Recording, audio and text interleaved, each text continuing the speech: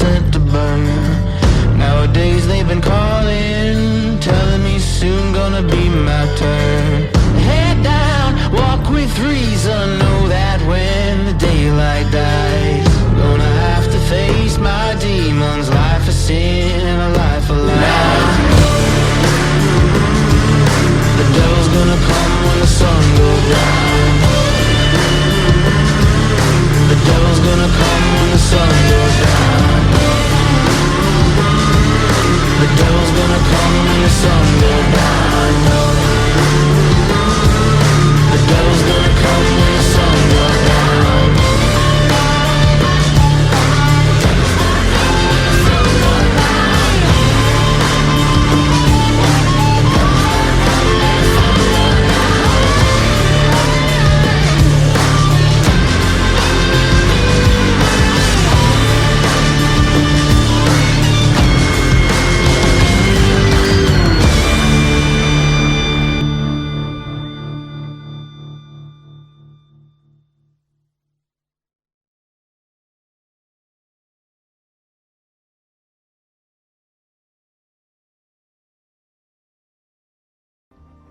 Welcome to The Descent.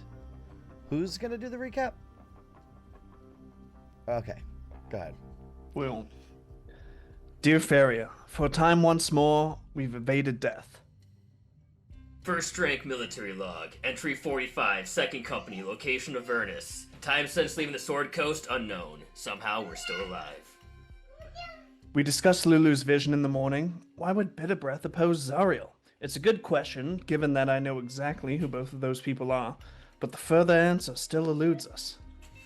We discussed our course of action. Gunner's fate looks more grim. The others seem ready to give up on him. Lulu's memory left us with little to go on. No answers, only more questions.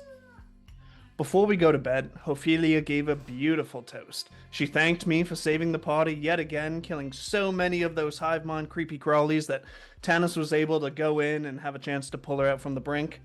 Am I a hero? It's not for me to say. But yes. Ophelia's words were kind. She knows we're in this together. Until the end, despite our differences. The unit grows stronger, both in strength and arms and camaraderie. Rose handled himself well when the line broke and he was face to face with the enemy, though. The next morning we take off and we see giants fighting a void sludge? Odd. We moved around the sludge, too much risk getting involved. The monoliths we encountered provided valuable knowledge. We spent some time studying the carvings. Honestly, at this point, I can't tell which things we're avoiding and which things we're diving right into. They all seem equally scary to me. I'm not exactly sure how Gauntlet is able to decide, but I suspect perhaps he has a coin he's flipping. Very confusing. The monoliths look to be some large teleportation devices. Vin learned this from the voice in the shield. They called the Gates of the Warbringer.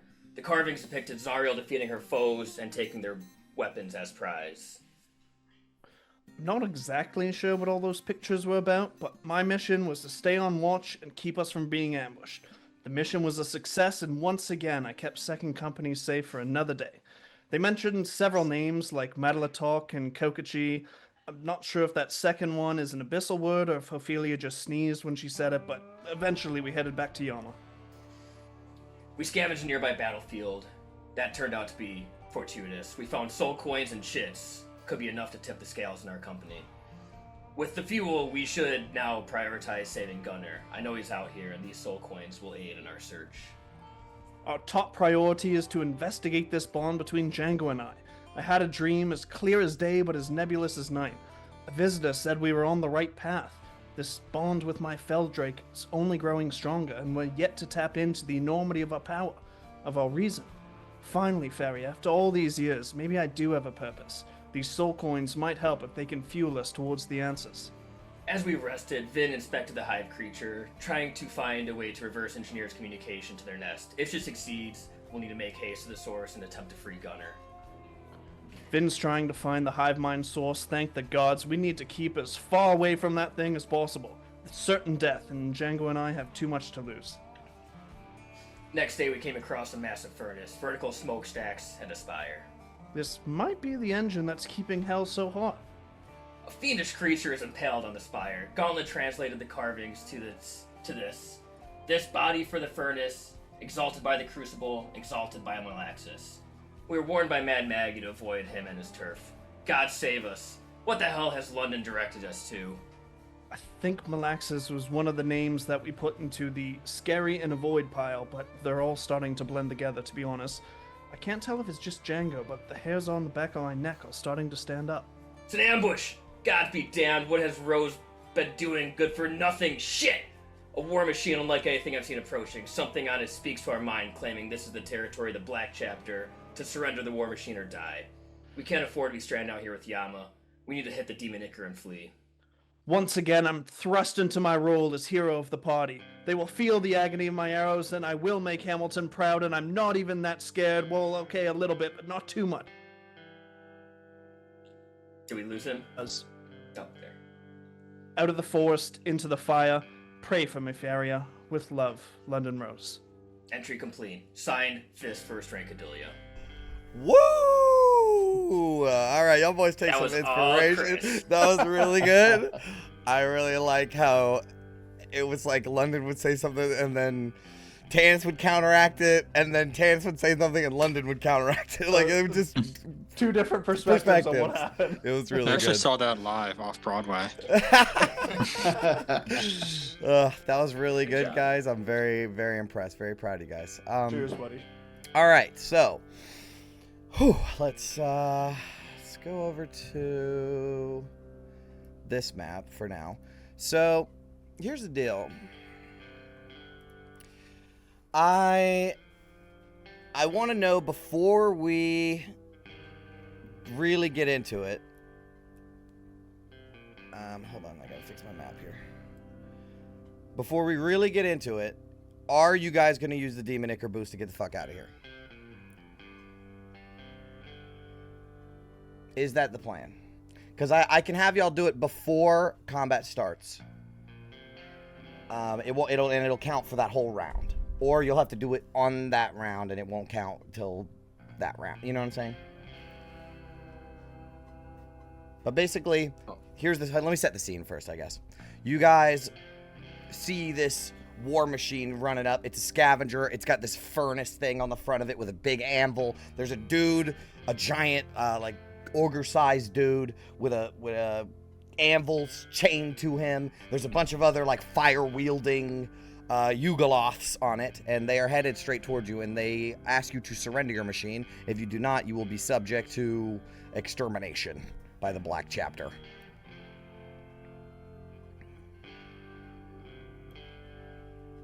We're in enemy territory, but it's just one machine. I don't know how easily we're going to come by Demon Ichor boosters in these parts, so do we want to just try and take a one machine and save Demon Ichor for a situation when we're being harried by 4 or 5? Because we determined that we have 2 Ichor boosts right now, I think.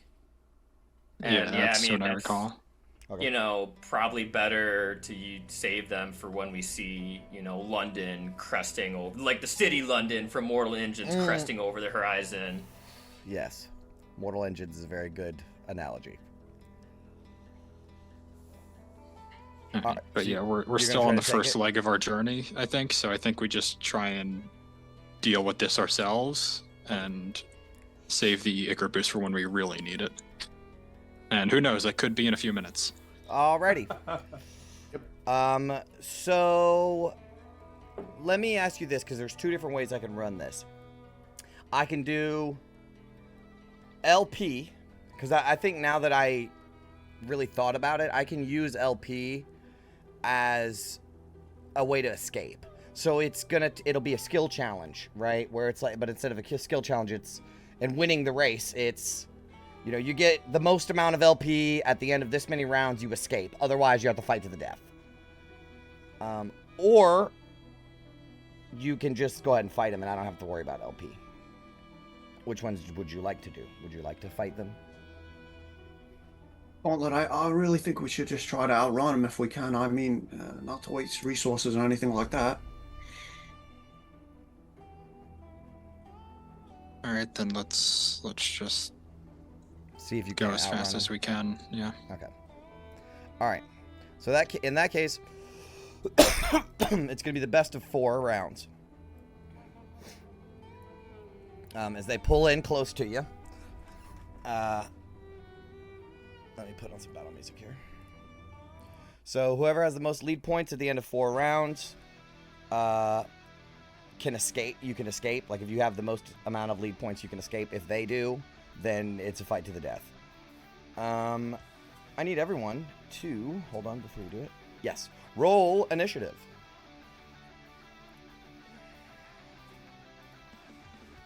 So the 1/2 means that they have half cover. For Yeah, I being- added those like new that. token markers. Very nice. Yeah, and then the eye with this cross through it means you can't see them, so they have full cover. Cool. Okay. Let me roll for my characters.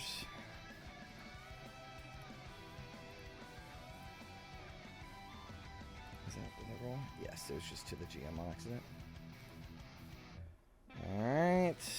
And then I need to add in...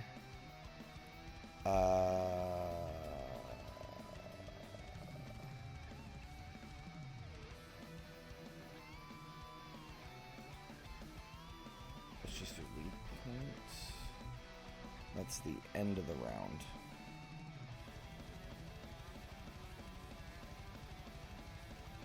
Oh, the initiative count 0, that's right. And then... and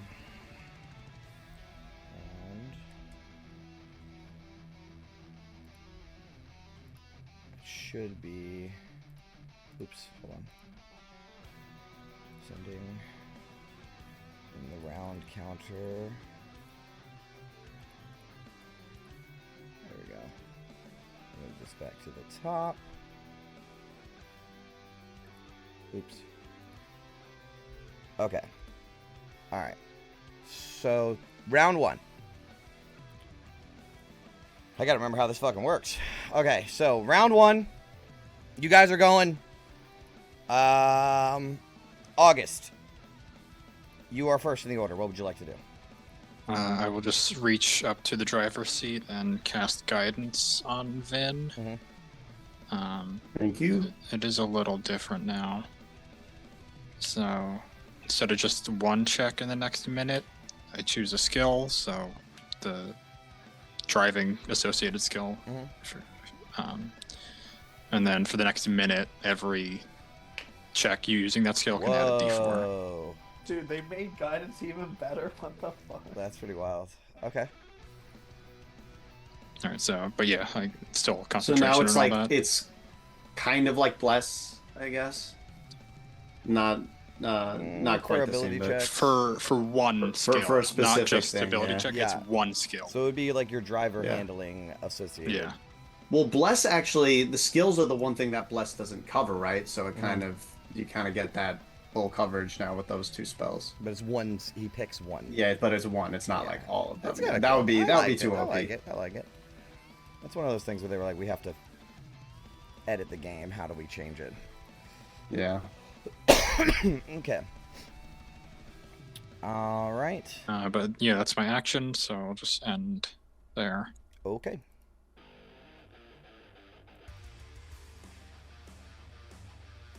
Is that guy on the front doing the corpse screamer? Yeah.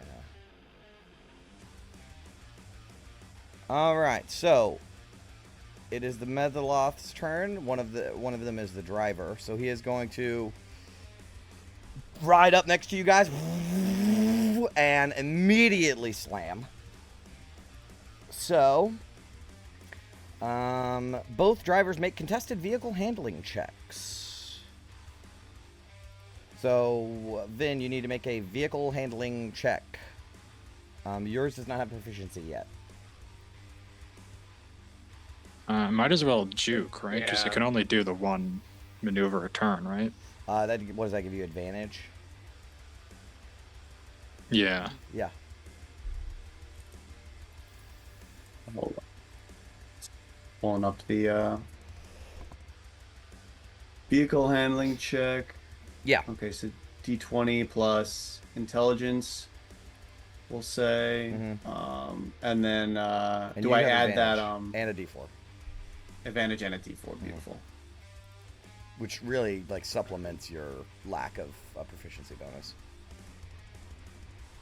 He's gonna make a vehicle handling check. I got a 22. Holy fuck! Yikes. No way! Oh. Alright. So. For the hell of it, there we go. Oh yeah, baby. Learns from the best. All right, so you only take. Let's see, Blazing Ram each. Oh, okay. 40, 10 plus vehicle strength, so 40, 10 plus 5. All right, so let me just go ahead and roll that.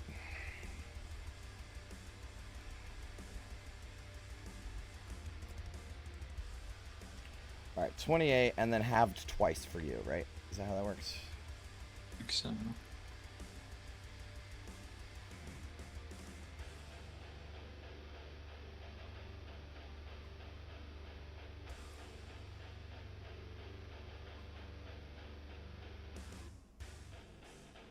Yeah, so you have it twice, and then I have it once. So is that 7? For Uh, us? Yeah, Yeah. and then I have it once.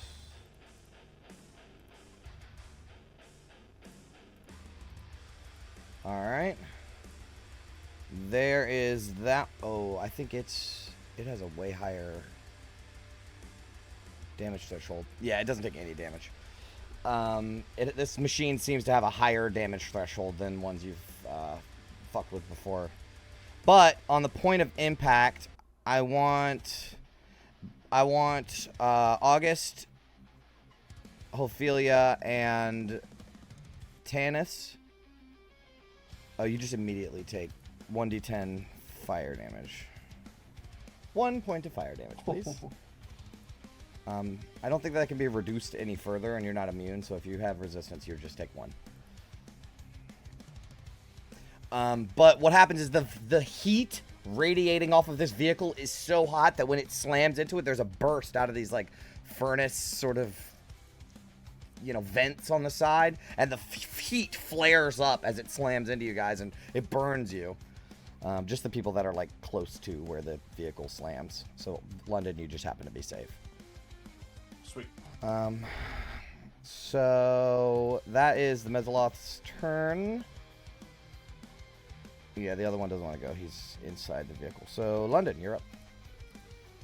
So we're not just doing a skill challenge. Are we just full on? Is it a skill challenge, or are we doing a whole thing? All right, so it's not a skill challenge. At the end of the round, we're going to do lead Right. points. So Right, if you guys have the okay. most amount of lead points at the end of 4 rounds, you win. Yep. And you can escape. Beauty. Okay. Well, let's just do what I do best during races, and I'll take a shot at this little guy here. Yeah, so I showed you guys the handouts, right? They're like little, it's like a little fucking guy with like Yeah. cages hanging from chains. I mean, he's like hanging off the side like a fucking psychopath, like laughing like crazy. Let's take a shot here. No, that hits. And I don't know. Is Django here? Is he up? Can we do, Yeah. I've a just didn't put him reaction? on the map. Okay. We'll add another 5 lightning to that.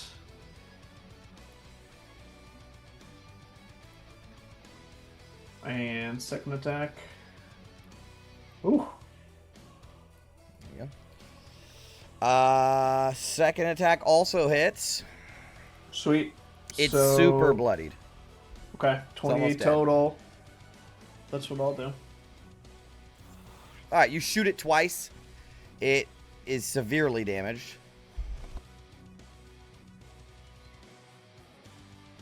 Finish it off, Ophelia. And my turn. Okay. I'm going to move this whole vehicle closer. Because he did slam. Alright.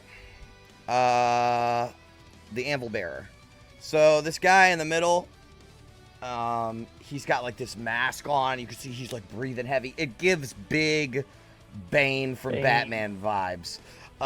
But he takes I think this is what he's going to do. Let me check.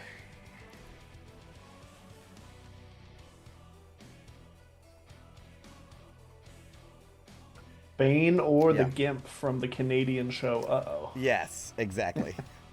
So he takes this hammer that he has in his hand, like a forge hammer, and it's glowing red hot as he pulls it out of like this bubbling furnace, or like, you know, lava or some molten metal in the center. He takes it out and it's burning red hot, and there's a anvil in the center of the war machine. He lifts it up with 2 hands and slams it down on the anvil, and it sends out this magical pulse. Boom! And let's see. So basically everyone that can hear needs to make a con save. Don't forget +2 to my aura if you're in it. 10. Shit. I'm gonna need one from even though Lulu's not in this fight, she also has to make this save. Oh, she has a +2 actually. Uh-oh. 14. Alright, so the DC is 12. No, yeah. So Ophelia fails, Tannis fails, August succeeds, Vin succeeds, Lulu succeeds, London, I'm sorry, that's Django. Django fails. Each of you take 3d8, so 19 thunder damage that failed. I think if you succeed, you don't take anything.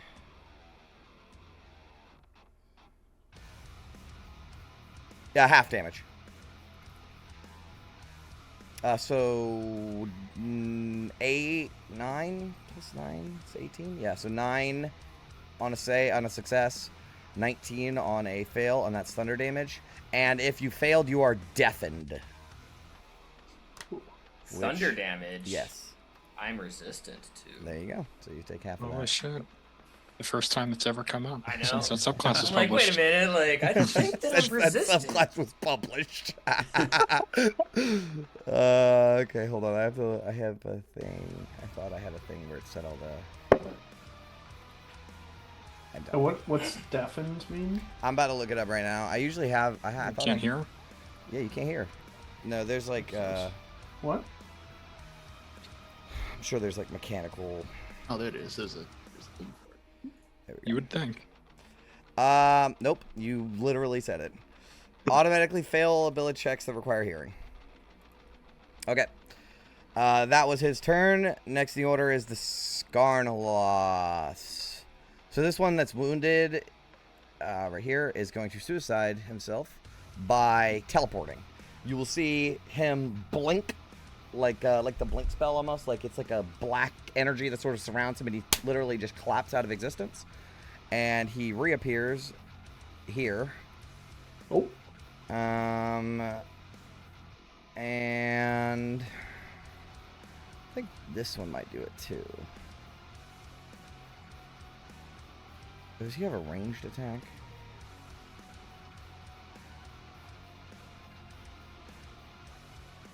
Yeah, he does, but it sucks.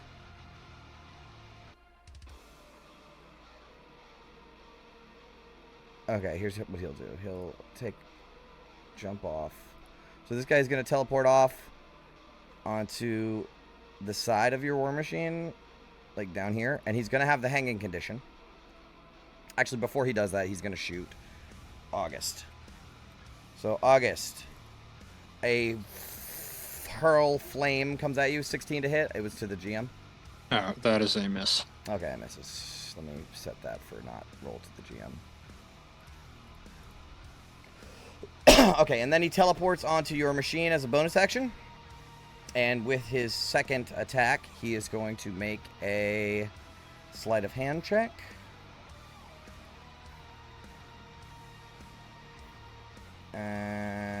It is a 12. Does that beat your vehicle handling DC? I don't think so, right?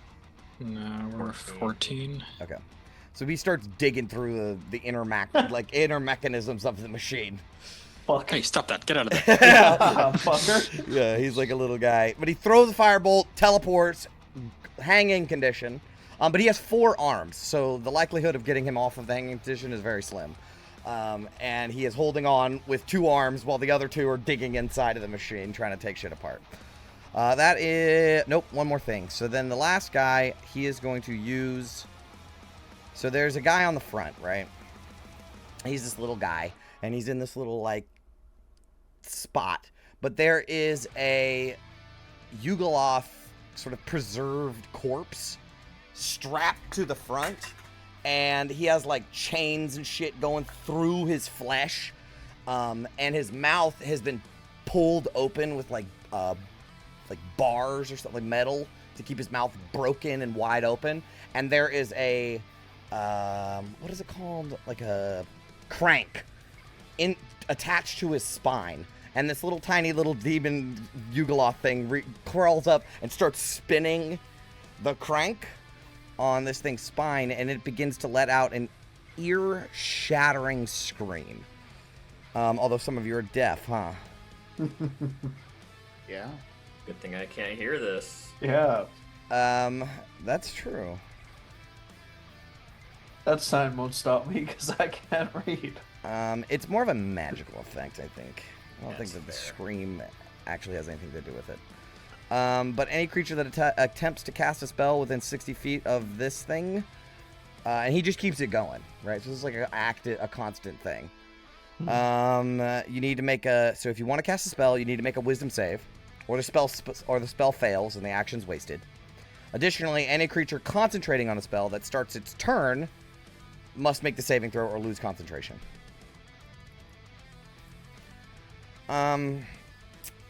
Yeah, I think it should be tied to hearing.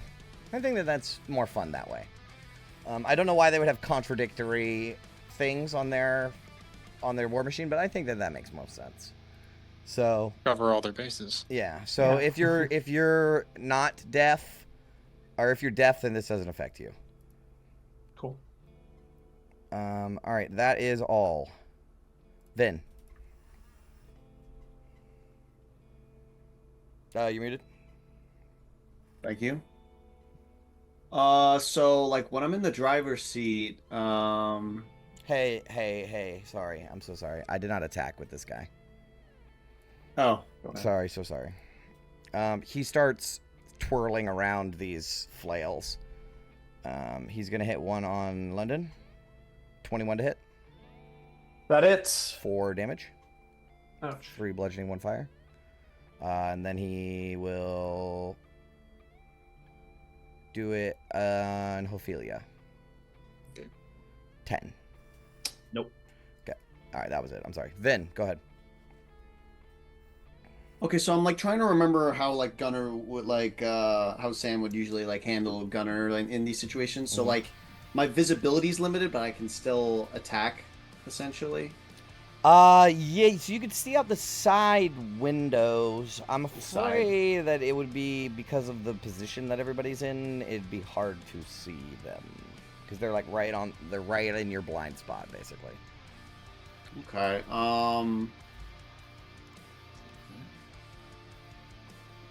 Wonder what I should do. Like maybe, what do you guys think? Like maybe dodge action or like hold an attack if someone does come in the line of sight. Maneuver. Yeah, maneuvers Oh like yeah, I could maneuver. Yeah. that or like the end of the turn action. Let's see. Maneuver. Let's see what we got. Execute maneuver. Reposition. Oh yeah, this stuff. Yeah, it's coming back. Yeah, maybe I should.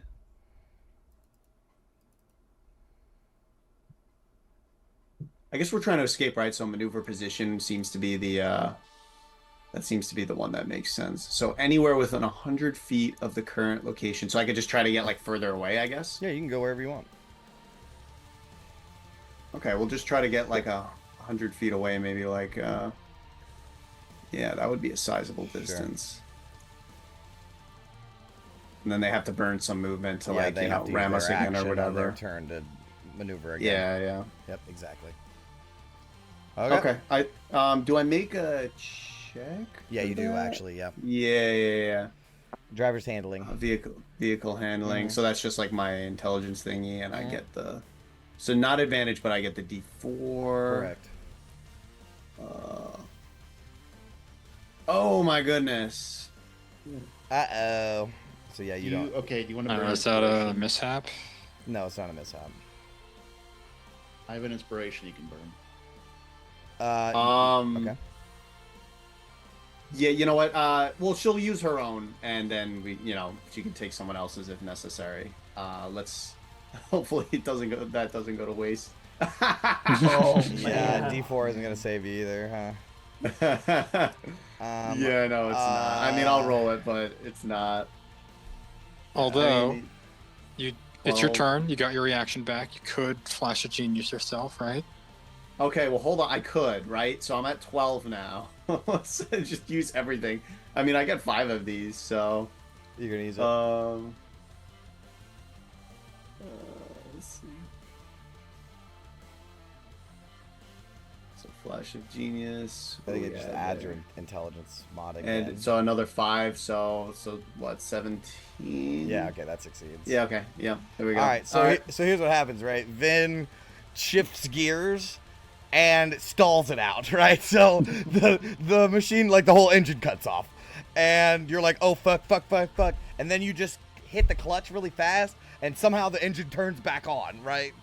And you're like, okay, and push it back into gear and move forward again. Yeah, you got to do the clutch. You got to ride it in neutral for a minute while you get your bearings, Right, and then right. yeah, because I drive manual. Yes, Funnily yes. enough. Yes, okay. You just happen to be first when you push in the clutch. All right, All right, that is that's your your, turn. Yep. All right, Ophelia. All right. Well, I happen to see a nice line of enemies right in front of me, so she's going to. And she does her breath weapon. She can do a line just right there. Uh-huh. Do an ADC. Sorry, looking for. Is it fire damage? It is fire damage. right, There well- we go. Unfortunately, they just jumped off of an extremely blistering hot machine, and Right. they are made of molten metals. Like they have molten metal attached to them. They're wielding flaming weapons. So unfortunately, that fire damage does nothing. I will say that you would know that before you did that. All right. My bad. Like you can then- see the heat radiating off of these fuckers. Right. Okay, then bonus action. What's it called? Engine ignition. She Yep. turns on the engine, makes a swing for this one. Yep. Normal attack. Oh, 24 to he's hit. so fucking dead. All right, smashes that one. Steps on the body, goes for the other one. 14 to hit. That it- misses. Is that advantage because they have the hanging condition? Yeah. Oh, right, he was hanging. My bad.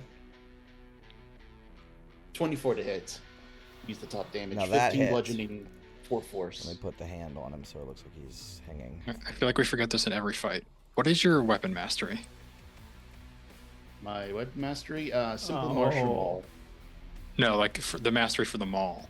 Right. Like that effect you get to apply on every attack. I always forget mine too. Oh yeah, crusher. So on a hit, I can push.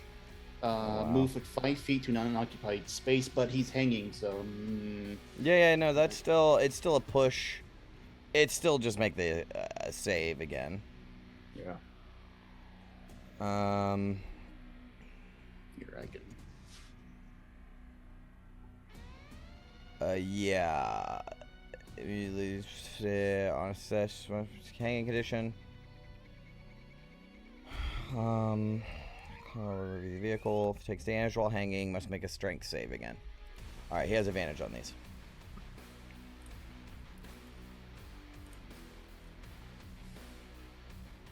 So, Hawk Rock riff if I've ever heard one.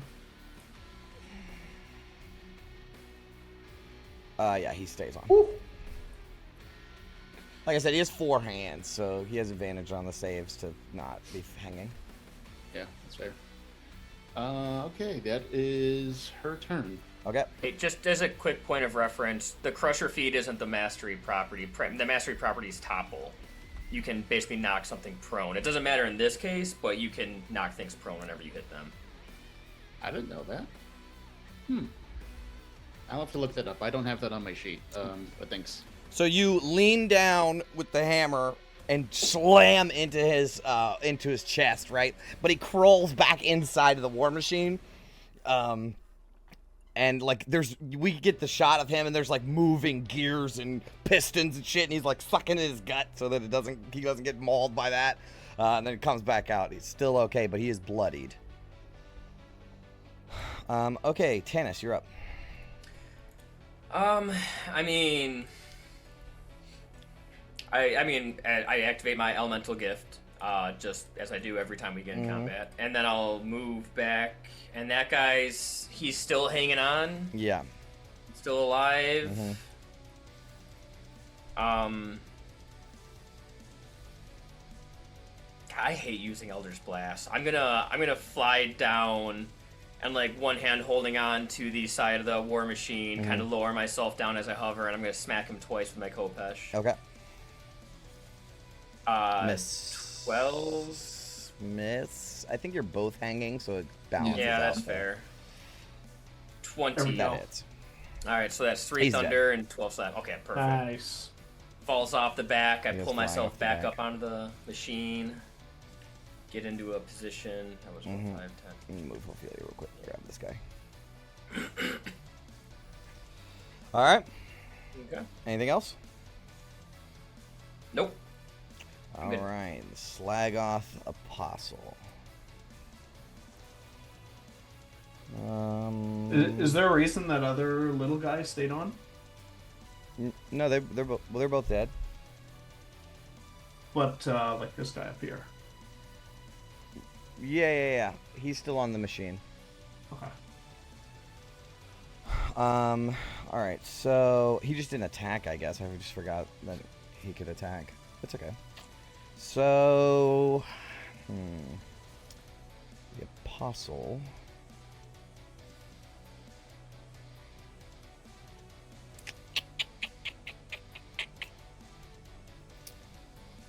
Well, he can do some stuff. Let's see, 90 feet. Nice.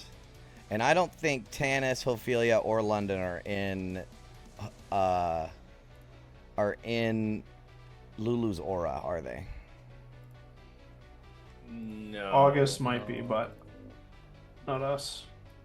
Does Lulu's aura have to stay off for you guys to cast spells too? Did we decide that? I think we decided it doesn't have to because You guys can cast spells, just other people we can't can cast cast spells onto you? spells. Is that what we decided? I remember we made the decision while you were fighting Mazrakhan. Yeah, that's what we came up with at the time. We can cast spells. Okay. Yeah, I don't think we would have made it that we couldn't cast spells around Lulu. Yeah, but I don't thought I remember. might have said that she could turn it off. I don't recall. Okay. I'm pretty sure that you said that she can decide like if spells work or not. Okay. All right. We'll go with that. So, regardless, this guy raises his like he has a staff that has like a torch on top of it, but it is fueled by like a soul furnace backpack on his back. And he will raise it up in the air and slam it down on the ground. And I think like, let's see. Tannis, Ophelia, and London, you will hear in your mind in Infernal, but it has like an abyssal accent, so you might not be able to understand it. But it says, "You were born weak. Purge your weakness in the fire." And I need you 3 to make wisdom saving throws, please. Fuck me. That's a fail. That is 16. a success. And Natural that 20. is a success. Alright, I so wasn't born weak, you shithead. 4d8 plus 4. Alright. Oh, that was a low roll. 18 psychic damage on a fail. Half as much on a success. So 9 psychic damage. And London, you are stunned Fuck me. until the start of his next turn. as he Oh god. as he invokes agony. So what it's a spell. So he casts a spell. But invoke agony, so he makes you double over in pain as like your gut is wrenching and every inch of your body is in excruciating pain. Some of you just take the psychic damage, you're like stunned for a second and then you break free of it, but London is stunned until the start of his next turn. That is it. That's all he can do. So lead points. Then I need you to roll a driver handling check. You got it. Vehicle handling. I did fucking terrible. Oh, I'm gonna use reckless driving or whatever. Oh, wait. Well, my guy's gonna do. Jeez. Well, it's still a natural one, so that has consequences. Do you wanna?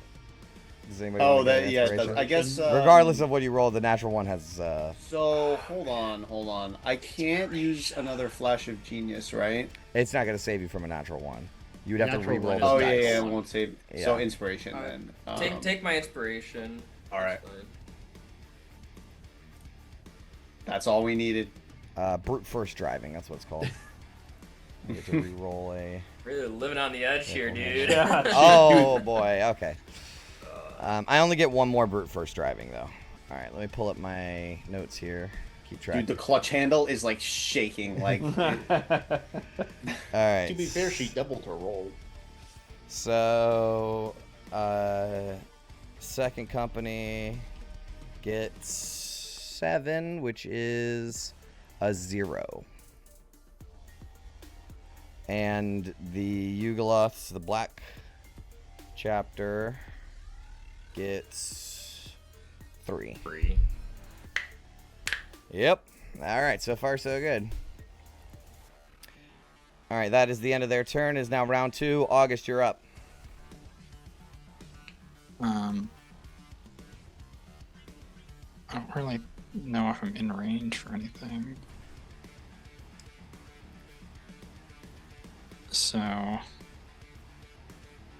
will simply go here and cast Cure Wounds on London. Okay. Does that like remove a condition? Is that something we said is the thing? Yes. Does it remove stunned? Oh, Yep. you legend.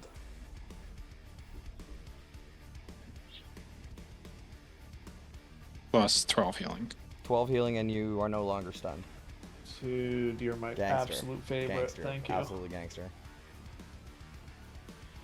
Alright, so yeah, whatever magic was keeping him from moving is just burned away. And Damn, stunned is nuts. trails. Is that what does lesser restoration do stunned? No, I checked. Damn, that's Yeah, I took that Fucking from the Mercy Monk ability. beefy. Wait, you're within 90 feet of the Screecher thing, though, right? I thought that was 60. It is 60. Oh, it's 6. Oh, I thought it was 90. Okay. Disregard. Scavenger. Corpse Screamer 60. Yeah, 60. We might have to reassess that removing stun because that's very Yeah. powerful. But that we'll use it now because that's how it's written now. So we'll talk about it later. I think I am gonna take it off though. I want to keep it with just whatever lesser restoration does. So it's like a lesser restoration on top of. Because stunned is that's like a greater restoration thing, right? Or something like that. Yeah, like here's what Lesser Restoration does. Oh no, you already posted Yeah, that. yeah. But I think greater restoration does And anything, basically. everything. Yeah. everything.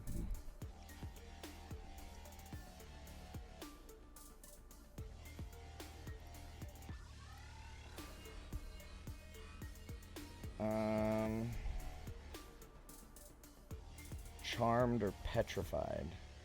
Also, just nothing removes stunned.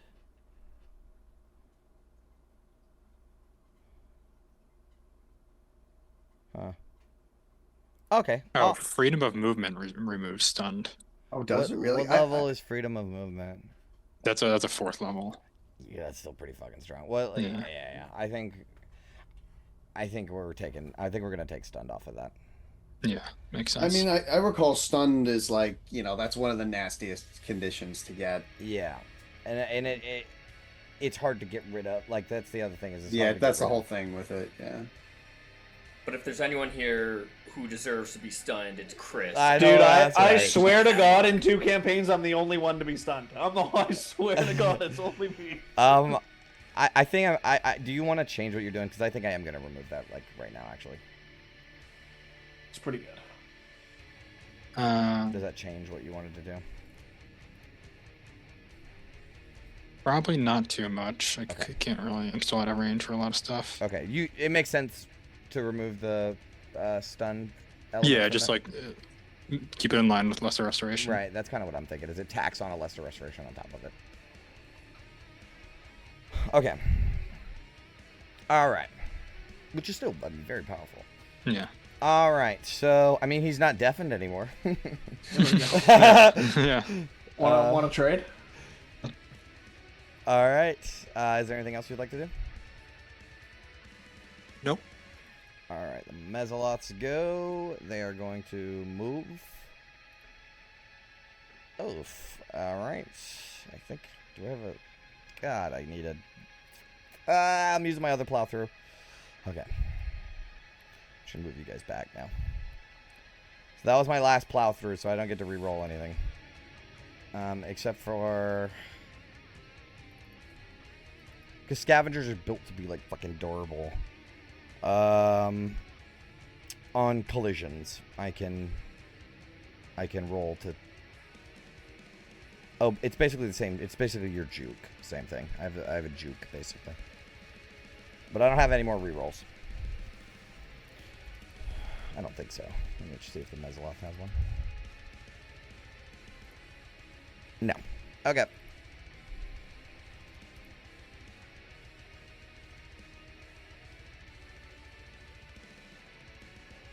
Oh, but I do have a add 2 to my roll. 8, 9, 10. That still wouldn't have succeeded. Alright, so I do have a reaction add 2 to my roll, because he has 4 arms too. So the Mezzaloths have 4 arms as well, so they can like drive using all of their things, so I have like an add +2 to their roll. Like a parry kind of ability for him. Alright, so they move forward. Then I think this Mezzaloth is going to exit out of his machine as a bonus action, or wherever he was. Get on the face, on the front. And he is going to... a little bit. He is going to throw a spear at... Ophelia. So Ophelia, he has this pitchfork, like a trident, and he's going to throw it at you. A 20 to hit. That hits. 5 plus 2 fire, so 1 fire. 5 piercing, 1 fire. And as soon as he throws it, so it has this like ball of flame in the center of it. He throws it at you, it pierces you, blasts, and then teleports back into his hand, and he throws it again. An 8. Nope. Same thing, teleports back to his hand. That is their turn. London, you're up. Pass. What's that? Done. Aren't I stunned? Oh, yeah, you're stunned. I forgot. Is But there it's a- until the start of his next turn, so you're still stunned. You're still going to be stunned until my guy's next turn. Yeah. Damn, that's brutal. Okay. Yep. Anything else? No, there's nothing I can do. Awesome. The Amonoloth. I don't think he's going to hit the anvil again.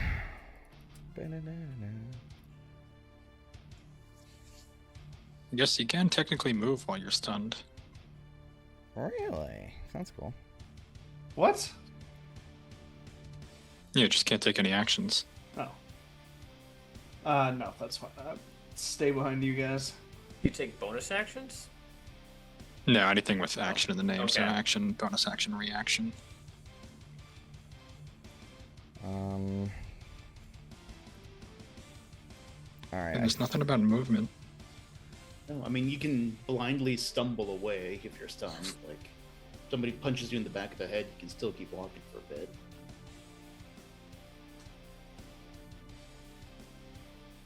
What's paralyzed? No movement. Yeah, it's that plus no movement. Or no. Stunned is like everything all at once. Paralyzed is incapacitated and no movement. And then That's even worse. stunned And is auto crits. and auto. Yeah, so stunned is a culmination of all of them. And then there's like they get lesser. I think like incapacitated is technically like the least, even though that doesn't seem like it. Okay, so this guy's gonna run to the edge. So he grabs his hammer, pulls it out of the molten lava. He's gonna run to the edge and just fucking leap across to you guys' war machine. And this is a, ogre-sized thing. But I think there is just a little bit of room for him, like right there. 3 out of the 4 squares. So, what are the rules for that? He doesn't have a teleport, does he? He might. Athletics or acrobatics? Okay. He's going to jump. 16. I think that succeeds. Kaboom! He lands on the side of your war machine, and the whole side of it caves down. Dust flicks up into the air. And he, climbs up the side. And it was like a bonus action or something to do the jump. Or it's just part of your movement. Part of your movement. Yeah. I will actually, though, because he did that, I'm going to use my reaction to brace attack him. Okay. And strike out at him and hope that I hit. Okay. Does a 19 hit? It It does. All right. So let's go ahead and... So 3 thunder... No, just the thunder doesn't go through. 9 slashing. And a d6 from my superiority die. Extra 5 points of damage on that. All right. He takes it. So as you get close to this guy, the anvil on his back, you notice it has runes, like infernal and abyssal runes carved on it, and they begin to glow, or they've always been glowing. And anyone within 5 feet of him loses resistance to fire damage. You don't, go from immunity to resistance. Just if you have resistance, you no longer have resistance. And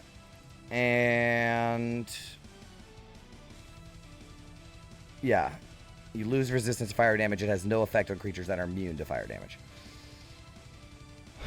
Then you hit it, right? Can you use your reaction on your turn, right? Yeah, you can, right? Sweet. Yeah. You stab it, and he's going to use his pain as his purpose reaction and hit you with an attack roll. It'll hit you. Does 14 hit? 14 misses. All right. Then he is going to start going crazy with his hammer. Let's see. So I think I'm going to do August.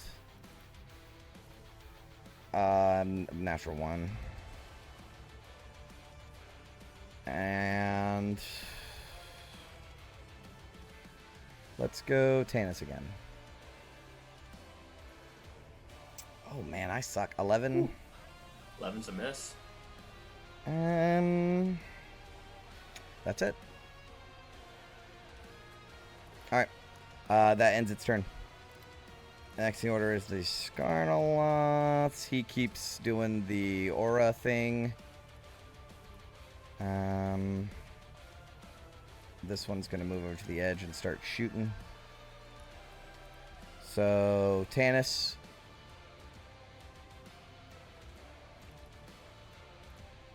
Nine. 7. All right. Miss. I think that's that for them. Yep. Vin, you're up. Okay.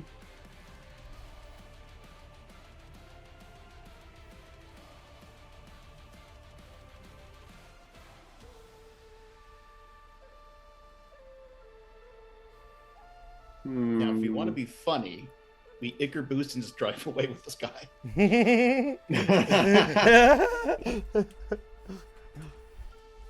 I was thinking, like, how bad would the break check be?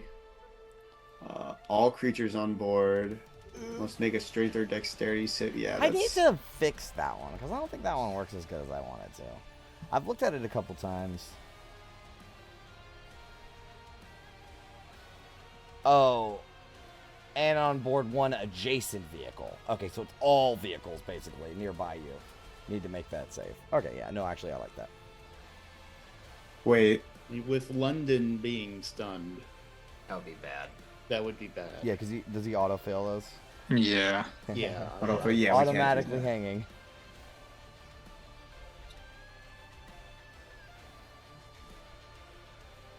Oh no, because that would roll for another check, and he would fail that one too. Yeah. Yeah, so he would automatically fall off. Now that would be funny. A lot of these seem funny, but I feel like, you know, we're not the whole thing is to not take risks. Oh man, I was just trying to see if I could do anything to like deal with this this big boy right here. Mhm. I mean, keeping us out of range of that, or at least me out of range of that spell thing, because that's all I can really do is nice. Yeah. Yeah. I'll that's probably just do the maneuver position again. Okay. Yeah. Make a All right. driver's handling check. Yep, it's coming up. Nope. Oh, dude. These are like the worst rolls I've gotten all campaign. Nope. You started your turn again, so you can flash your genius if you wanted. Although, yeah, hold on, you still have guidance too. Never mind. 11, so 16 if I did Flash of Yeah, Genius. would succeed. It would succeed. Mhm. Alright. I mean, we'll just... I mean, this is what the Flash of Geniuses are here for. Alright, you use it. Yep. So Alright. 16. I'm just gonna move you like 100. up here, because there's Yeah, no, and then, there's and then not, if they like, catch up, you just move me back. right. There's That's- not like yeah, a yeah, bunch yeah. of you know, there's not like a bunch of other guys here. Actually, I'm gonna move you back so you can all fit on the stream screen. Yeah. But yeah, just you're farther ahead, right? Outpacing, but not outpacing mechanically. Yeah. Okay. That's it for your turn. Wait, yes, hold on. yes, Can she yes. see? Can she see this? Can she see this guy? Yeah, I'm just at the corner of the back window. She can. If she can see him, I mean, we gotta. I mean, this thing's strength must be ridiculous, but we gotta try It's it. pretty ridiculous. Always do try it, bro. Dude, you were I'll like do- 6 for 6 when we did it in the Doom It's run. not gonna happen, but I'll do it for the shits and giggles. I'll try to push it off. Okay. What is that? A strength save? Strength save, yeah. It's Nah, well, this let's is go. this is a magic effect, but not a spell, right? Yes, correct. It's not a spell. Yeah, DC is 8 plus proficiency and ability mod. So that's All right. So he has advantage on this because he has magic resistance. 19. 19. There's no way. Yeah, DC's like 16. So yeah. Okay. All right, that's her turn. All right, Ophelia. Not a lot of great options. I believe she can just do this without needing an action. Vow of Enmity. When she makes an attack action, This doesn't say anything about action or bonus action. So she's going to do that to the big guy as she's going to step up. Bonus action, it's a real long shot, but she's going to try Thunderous Smite. Okay. Bonus action Thunderous Smite, and she's going to take a swing at him. That hits. 26 to hit. That hits. 11 bludgeoning, 2 force. Thunderous Smite. 6 thunder damage Also on top, takes and it. he needs to make a strength saving throw, please. All right, he has advantage on this. 16. He was close. Alright. That hurt him real good, though. I mean, that was It does he's almost hurt blood him. him. Almost bloodied. Not quite, but Now, with Crusher, push, when you make an attack that deals bludgeoning damage, Yeah. you can move it 5 feet to an unoccupied space. Can she push this thing away from August, basically, more towards that well, direction? I mean, if you push him any amount, it will make him have the hanging condition. Like it'll Alright, it'll so she- attempt to give him the hanging condition. Yeah, she's going to do push then, if she can. Yeah, so it automatically does it. There's no save for it. It looks like this Yeah. is the wording of it. Yeah, so yeah. So all I have to do is save against hanging. Okay, so what is that? 12 or something? DC 12. I think it's DC 12. Yeah, no problem. Oh. So he moves back, but he is like essentially he's still in the same square. He's just hanging.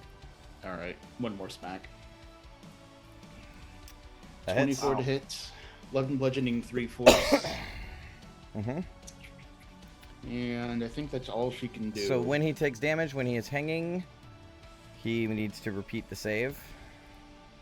Damn, so you are really not trying to knock this motherfucker off of here. And he still saves. But, Ophelia, you run up, bash him under the head, right, with the hammer. He staggers backwards, but holds his ground. Then you shoulder check him, and he falls off the side, grabs onto the war machine. Now the whole side of the war machine is kicking up dust, right? And you all slant to the side as he is literally like weighing down. He's got an anvil on his back, right? Like he's weighing down the side of your war machine. And then you come over there and start kicking him in his hands, trying to knock his hands off. But he's still holding on. Yep, she's just yelling, "Tennis!" He is currently bloodied. That is her turn. Awesome. Tannis, you're up. Yeah, well, I'm definitely attacking this guy. Do I have advantage when he's hanging and I'm not? Or do I have... Okay. Alright, I'm going to try to stab this guy in the eyeball. 21 Definitely stabs him in the eyeball. Nice. for 15, 3 thunder, and 12 slashing. Okay. He takes it.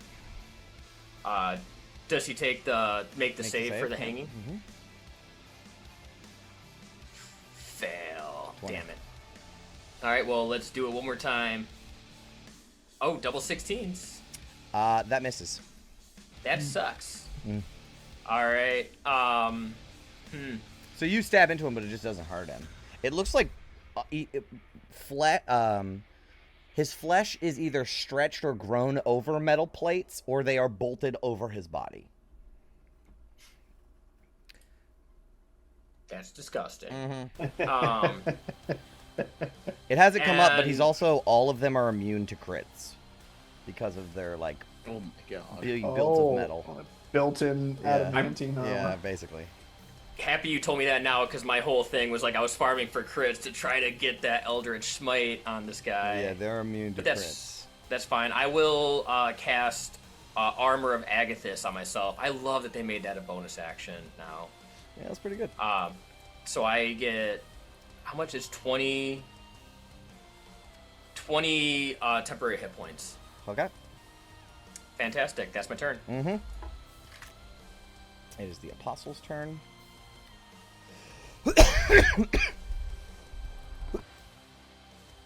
Does it hurt them when they attack you too if you have armor of Agathis on? It It does. hurts them, yeah. Yeah, that's awesome. First up, good. Yeah, it's really good. No, It's a good hurt.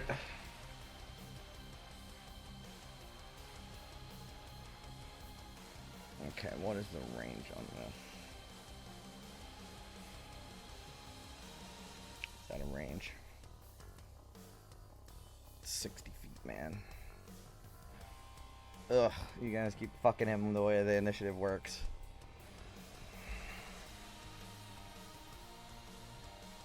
Mm.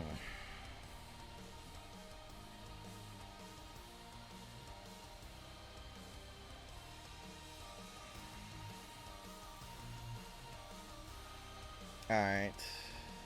Damn, almost everything he has is 60 feet except for the Invoke Agony. Alright, he'll do Invoke Agony again. I guess he'll pick... Wow, so I think Ophelia is in Lulu's aura. Hold on, let's bring Lulu to the front. Oh, it doesn't change her aura. Yeah, what is her aura? 10 feet. I think her aura is 10 feet. I think so too. Yeah, so I would be in it. Yeah, 10 foot, yeah. Django is in it too. Alright, so London and Tannis. Oh, London's about to get fucked again. Because it's the end What? of his turn. So we'll- At the end of his turn, so I'm still stunned. You're still stunned right now. Yeah, and you're about to be double stunned. Make a wisdom save. No. Yeah, double stunned. So sorry, Chris. Right to Fairy about that one. 48. Fun game, eh, guys? Fun game. You have an inspiration, dude. Use it. It's not gonna help. Slash R, think we 48 probably plus got it. 4. 18 for a fail. So, London, you take 18 and are stunned. And Tanis, you take half, which is 9. And you're not stunned. Oh, what kind of damage is this again? Psychic. Psychic, yep. Okay. As it invokes agony upon you. Inferia, you were not the only stunning thing I thought of. That is it for its turn. Lead points. Vin, roll a check. Let's see. Okay. Okay. Come on. That does that still go? It lasts for a minute? Yeah. Holy shit, that's powerful. Okay. So you got a 16 total. So you got 2 plus 2. They got a 19, I think, which is also plus 2. So they are 3 points ahead of you. So you guys got to pull something crazy out your ass right here. This is basically it. I mean, shit, you might finish them off in this amount of turns. I mean, How many did they get this turn? 2, just the same as you. Oh, same as but they were good. All right. Next in the order is August.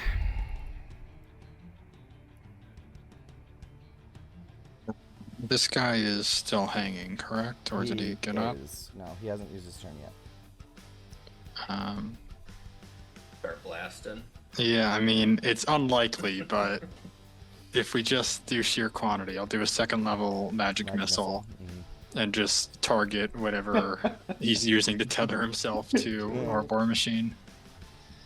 Okay. One for each of his fingies as he's holding on to the... Just give me a total. Wow. A 16. Okay. He is very hurt. And then that is 4 saves. And the DC is 12. Okay. Here we go. 1, 2. That's it. Oh. Hey! There we Does he go. have advantage on him? No Or- advantage. See ya. No, he doesn't have advantage. No, yeah. I thought he did. No, not this guy. On strength saves? No, not on saves. Nope, not him. The other guys do because they have multiple arms. He doesn't. He's gone. Ah. He's gone. He falls off the war machine, gets run over. It's like, I mean, it's a huge bump you guys go over. You like lift All off that the metal, ground, yeah. and you slam back down. The other war machine has to swerve around him, and yeah, he's super dead. So that's it for him. It's concerning how effective that is. Dude, between that and Vin's like little force push for free, you guys are lethal in death races. All right, so that's it. All right. Yep. So Mezzaloth's turn. He's going to try to move forward. He does.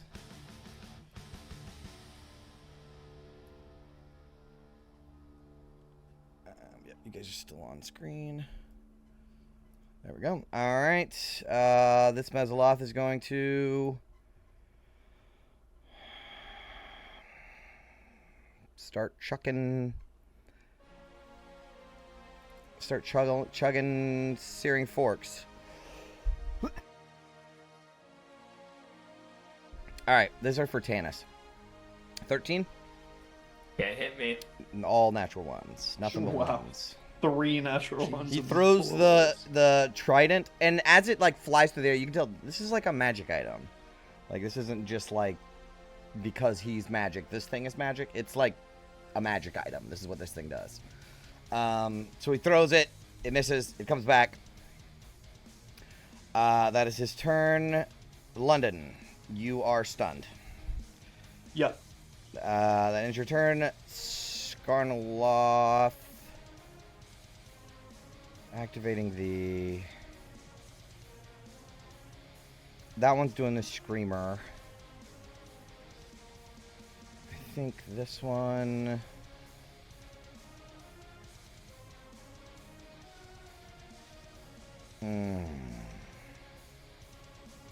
Yeah, he's just gonna hurl flames. He's gonna hurl at Tannis. Tannis is like the closest thing. Sorry, Tannis.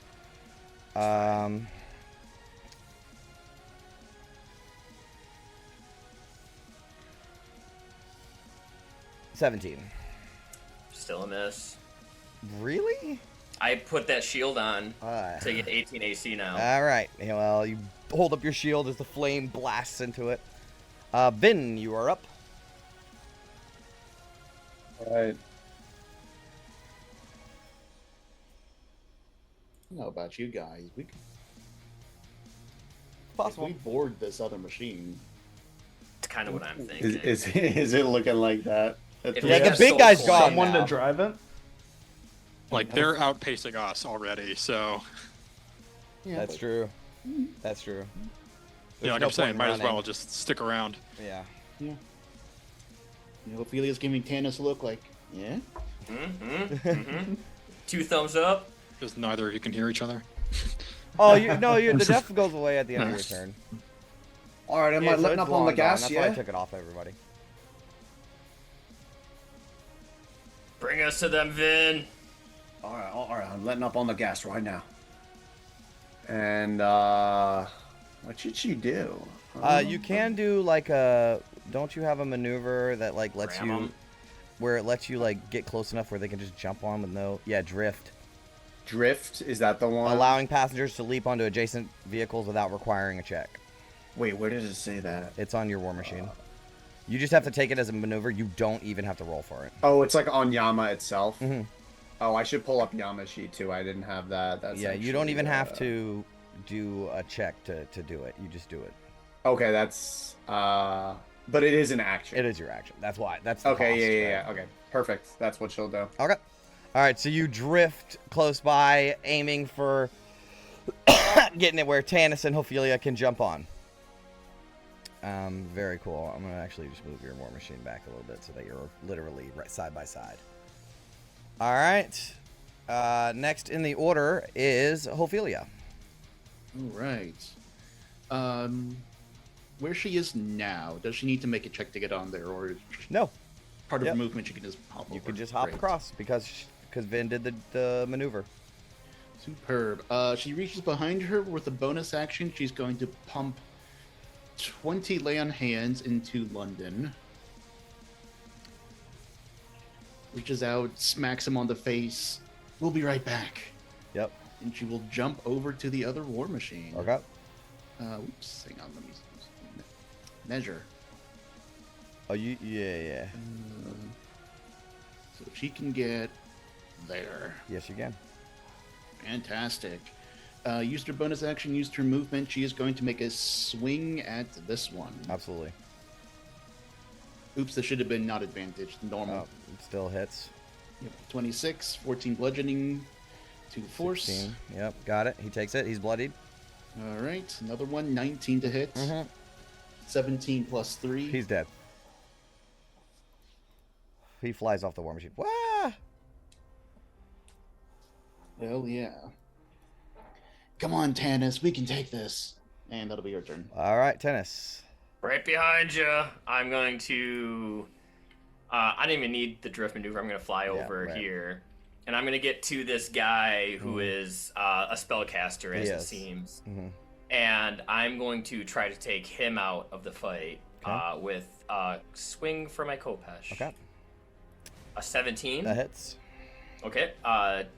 3 thunder, 10 He slashing. takes it. And I'll do it one more time. Fuck, 12. That misses. Brutal. It hits the metal embedded in his flesh. Oh, this nerd. Okay.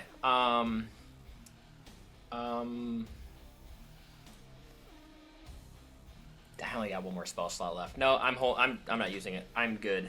Okay. All right. It is now its turn. Okay, now I can do some stuff. So, what is it gonna do? Ooh, this is tough.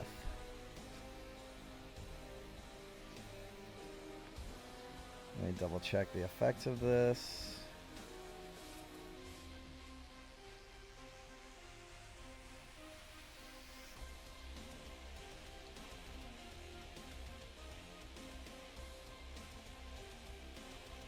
Alright. I could do that, or I could do this. Yeah, I think I'm gonna do this. I'm sorry. How many targets is it? 2 targets. Tanis and Ophelia, I need both of you to make wisdom saving throws. Is this a spell? It is. Can I try counterspelling? You can try, but you have to make a wisdom saving throw before you do that. Ah, that's right. Worth the Well, shot. they both succeed. I think that beats the DC. Hold on. August is just 11. If you're doing the It's a oracle. 12. So yeah, he beats it. No, Oh. he rolled an 11. Oh, shoot. Oh, right. Right. Because I didn't unclick the thing. But you know what? I can counterspell it too. And I succeeded the saving throw. Alright, you're gonna counterspell it? I'm gonna, for the first time ever since I've ever played D&D, I'm gonna counterspell. Alright, make a wisdom saving throw. Okay. 12. That succeeds. Meet it to beat it. Alright, so he drops the spell. Well, no, now he has to make a Constitution saving throw. on the Oh, new spell. wow, this is crazy. Alright, he fails. No effect. Yep, so the spell dissipates. Is my spell slot still wasted as well? Yes. Alright, the What spell was the spell What was the dissipates. effect of that he was trying to do though? Because I mean, just curious about like how my flavor of the counterspell goes. So it's a like a unique version of like a command kind of, where it Okay. still does damage and stuff. All right, my chain that's on my wrist flies out and wraps around his mouth, and before he can complete the incantation, just like fish hooks him. Yes. Oh, Can't sick. complete it. Sick. He gets some sort of perverse pleasure out of that. All right. Yeah, they like pain around here. So pain is purpose. That's what they always say. In fact, I'll even give you another little line that he would have said. He will say, "Suffer well, the crucible rewards sacrifice." And then the spell fails. Lead points. Do you guys want to still do lead points? Is that useless now? I think we're in it. We're killing these Yeah. guys. Yeah, right. August, you're up. You're concentrating. You need to make a wisdom saving throw. Yes. You succeed. Alright.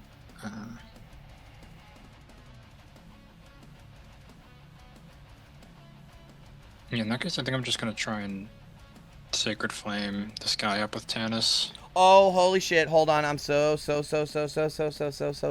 guys.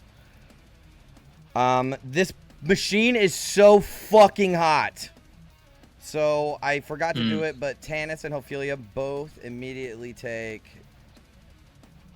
Ophelia, you take 2 fire damage, which is reduced to 1, and Tanis, you take 3. Reduced Don't you to have- 1. Yeah, he is. You're resistant too? Yeah. Okay. Okay, so sorry about that. August, go ahead. Yeah, I'm just gonna do a Sacred Flame in case this doesn't pan out. Okay, make the save first. Yes, so Dex. Alright, Wisdom save. Wisdom save first, yeah. It's like Sanctuary. Alright, that works. Yeah. Alright, and you're casting it on The Spellcaster the guy. spellcaster? Okay. He needs to make a dexterity saving throw. He has advantage on this. 14. It still fails. Fails. Damn, 17. That's pretty good. Really good for 2d8. For a fucking cantrip. All right, yep, he takes it. He's looking hurt. Not bloodied, but hurt. Yeah, I will end my turn there. I'll throw London a healing word just because he's...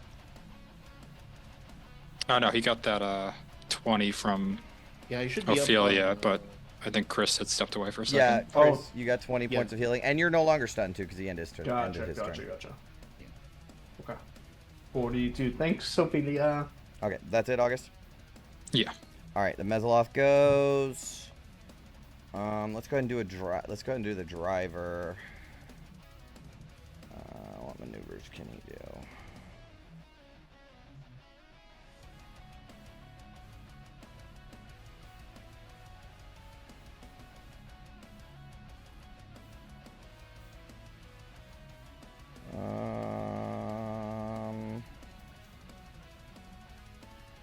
I guess he'll just do a ram attack. So Vin, you need to make a vehicle handling check. But since it's a reaction, you can juke and have advantage on that. I will do that. I'm gonna add a +2 as a reaction, and you fail.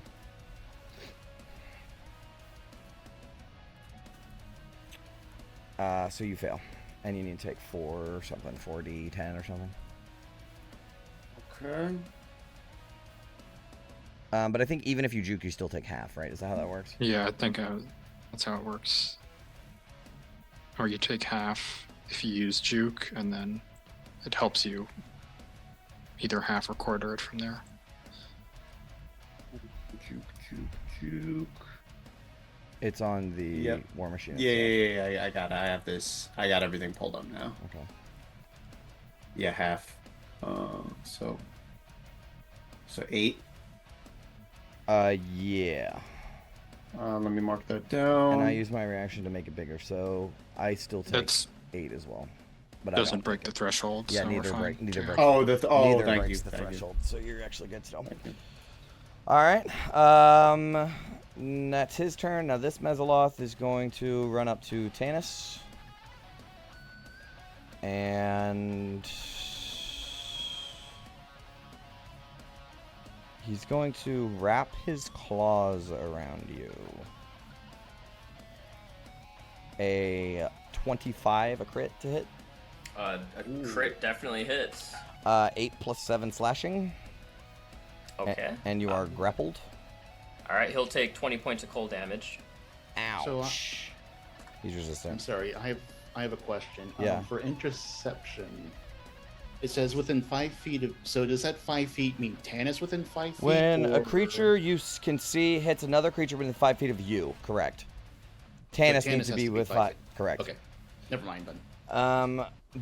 But do you have Sentinel? No. Oh, okay. You need that one too. So that was that attack.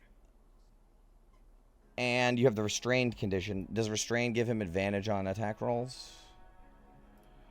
Yeah. He has advantage anyways.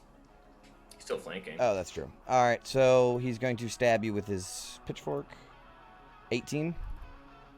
18 hits. Okay, you take 9 + 2 fire.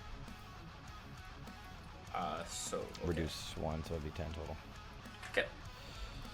All right, so he has 4 arms, right? And 2 of them, the bottom 2, reach and grab you and slash into your body to hold you taut. And then the other one on top stabs you with a pitchfork. Ouch. That is the Mesoloth's turn. Next in the order, London. It's this guy to the right that's grappling Tanis. Correct. We know likey that Django's gonna prep his reaction.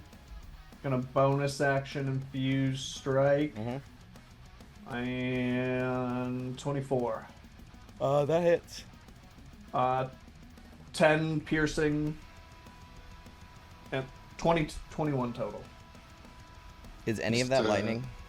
Yes, it is. The 6 of it is lightning. 2 points of it is lightning. 2 points of it is lightning. Yeah. Okay. So, Is the spell interference thing still up? yeah. Oh, it is. Yeah, totally. I forgot that that's a shit. spell. Make a wisdom saving throw. Okay. 20. Still goes through. Oh wait, no, sorry. This is the aura. But whatever. What? It still succeeds. All right, he Still takes it. alive. He takes it. He's resistant to lightning. Good to know. Second attack. Lucky feat.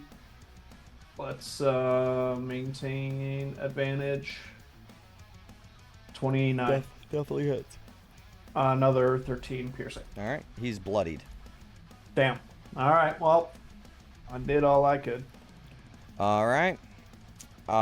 He is bloodied. Next in the order, this guy maintains the scream. Vin, you're up.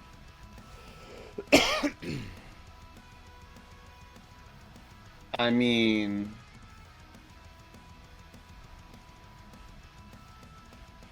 so You can see the machine more clearly now. Okay. Out the Maybe window, she can make 'cause you're, like, she- side yeah, by yeah, side. Yeah. Yeah, she could probably just make an attack. I was thinking like maybe side swipe, but honestly, killing all the enemies would be faster. Let's see. Yeah, I think she's gonna hone in on this apostle guy, just like Tanis. Mhm. And through like the little window in the cockpit, you will hopefully see a whiz of lightning that is spot on target. Let's see. Ooh, not advantage, but 23. That hits. He is All right, 11 resistant lightning. to lightning damage. Okay. I figured as much. Second 122 to hit. Also hits. Okay, so we got 5. So like 8 lightning damage Yep, total. I took it. Alrighty.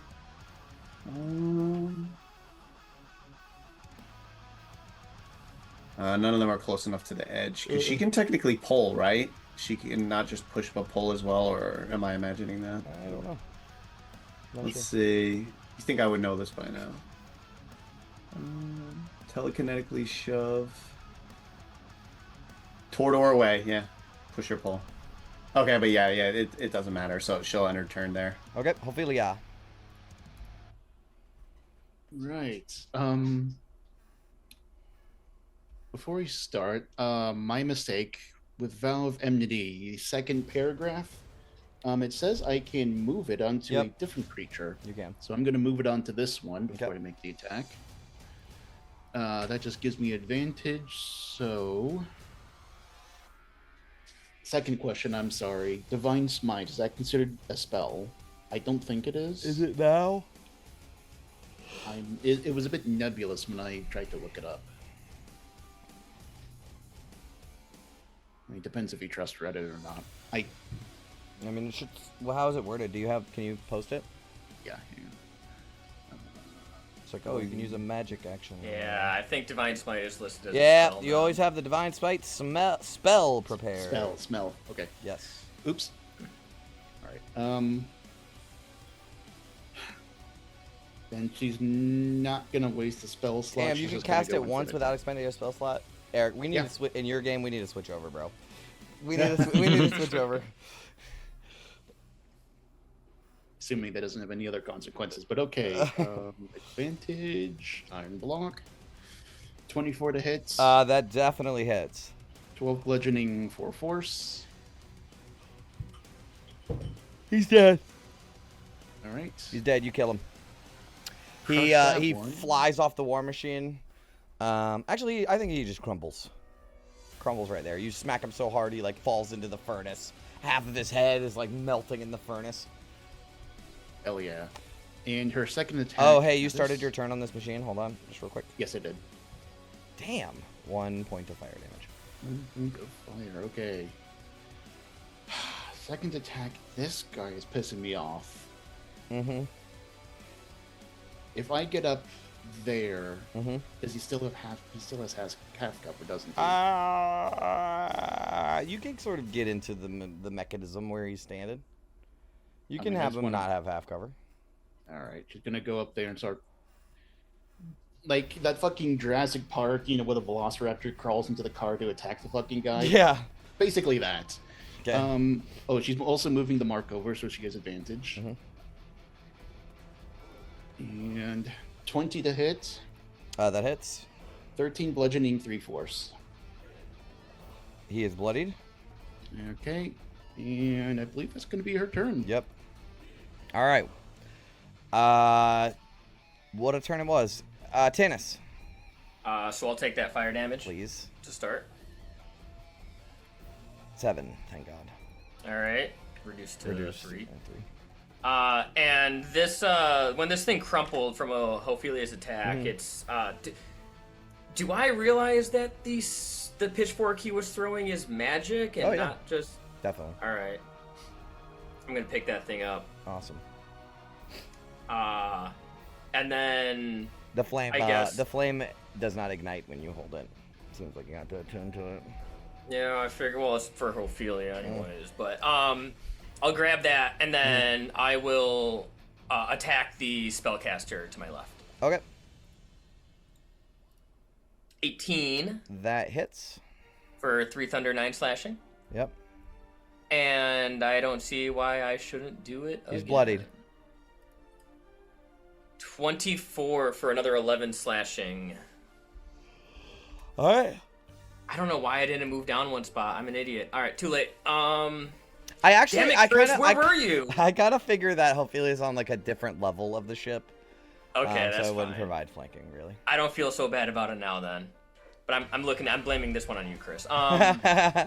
And then I have no more spell slots left, so that will I will move kind of back closer to Yama. No, I don't want to get that close to the edge. No, I'm You're good. flying. I'm You're good where flying. I'm at. I'm flying.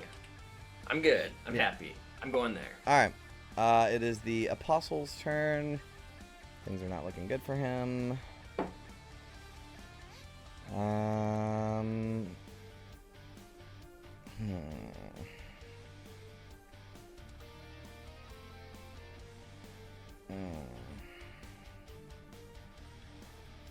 Alright, I know what he's gonna do this time.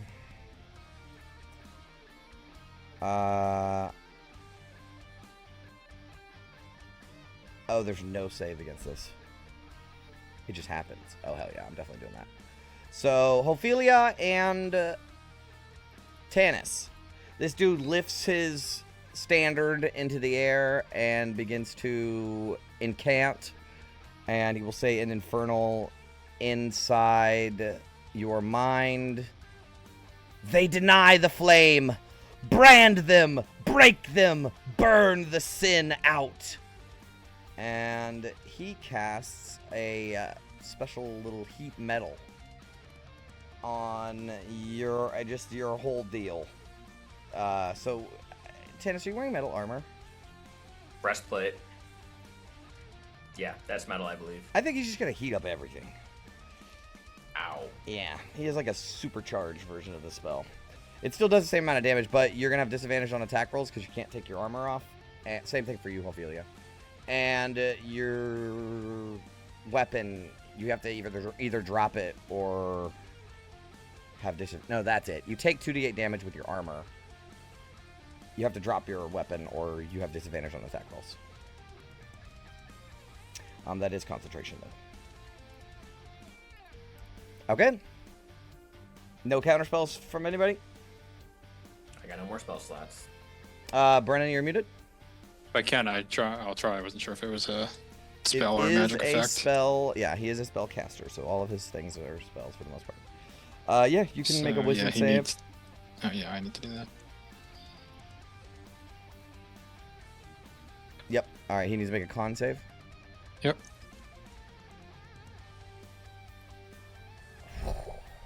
Ooh. All right. I'll try and silvery barbs him. Wait, it's a reaction on top of a reaction. Oh yeah, you're right. I forgot I'm counterspelling. Again, also never used counterspell actually. Real game. Okay, cool. All right, that's it, right? That's everybody. That's his turn. Yeah. So, I don't think it actually takes damage until you start your turn. Let me check It's the start of our turn. I think so. Yeah.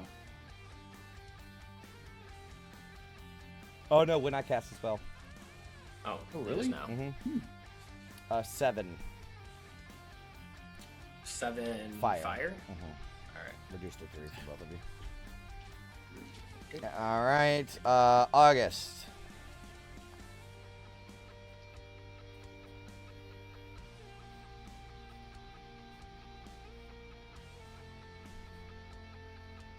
Is he frozen? No. No. I was just considering. In um, very deep thought without yeah. blinking. It was very strange. What is this guy's situation again? Who is who? He's driving, so he's in the cockpit, Okay. full cover.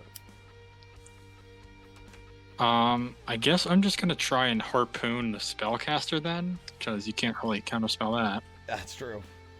All right, you run over to the harpoon. Do you have access? You have access to it. Yes.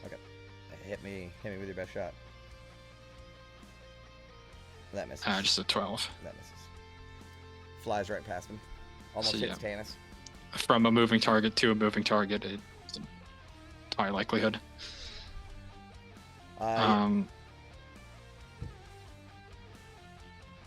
But otherwise, I think that's all for me. Okay. The driver. I know what he's gonna do. Yep, he succeeds. He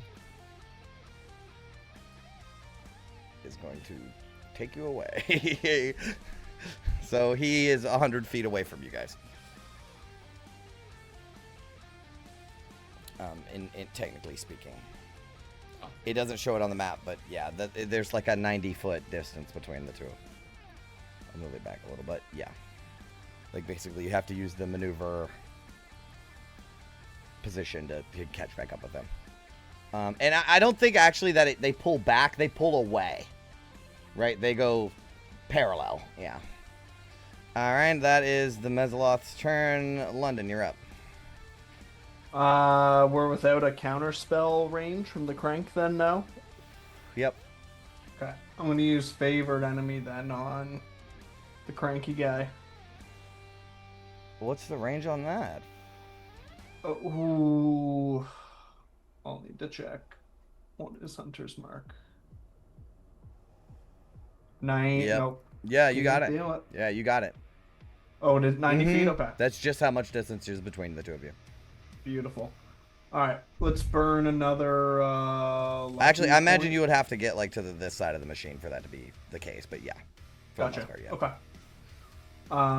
Let's burn another lucky point then. And try and do some cool stuff. 17.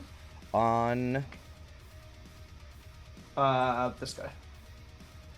All right. So do you have sharpshooter? I do. So that means no cover doesn't matter? You bypass cover. Ignore half cover and 3/4 cover. You hit him. Sweet. And he dies. Oh, nice. You're welcome. Yeah, so as they're pulling away, you say, "Nuh-uh, run to the side." Send out a little, narrow your eye into that dragon eye and launch an arrow, and it threads the needle and goes right into the side of the window of this thing. And fucking, Ophelia, you're about to smash down on this dude with a hammer, and you see him just die out of nowhere. That counts as mine. I will move my Hunter's Mark. I think I can do that if someone drops a 0 hit points. Yeah, I think so. If the target drops, you can use a bonus action on a subsequent turn. So I can't do it this turn. But I'll go for this guy. I'll burn my last lucky point. Okay. And let's get some infused strike reaction help here. Thank you, Django. 23.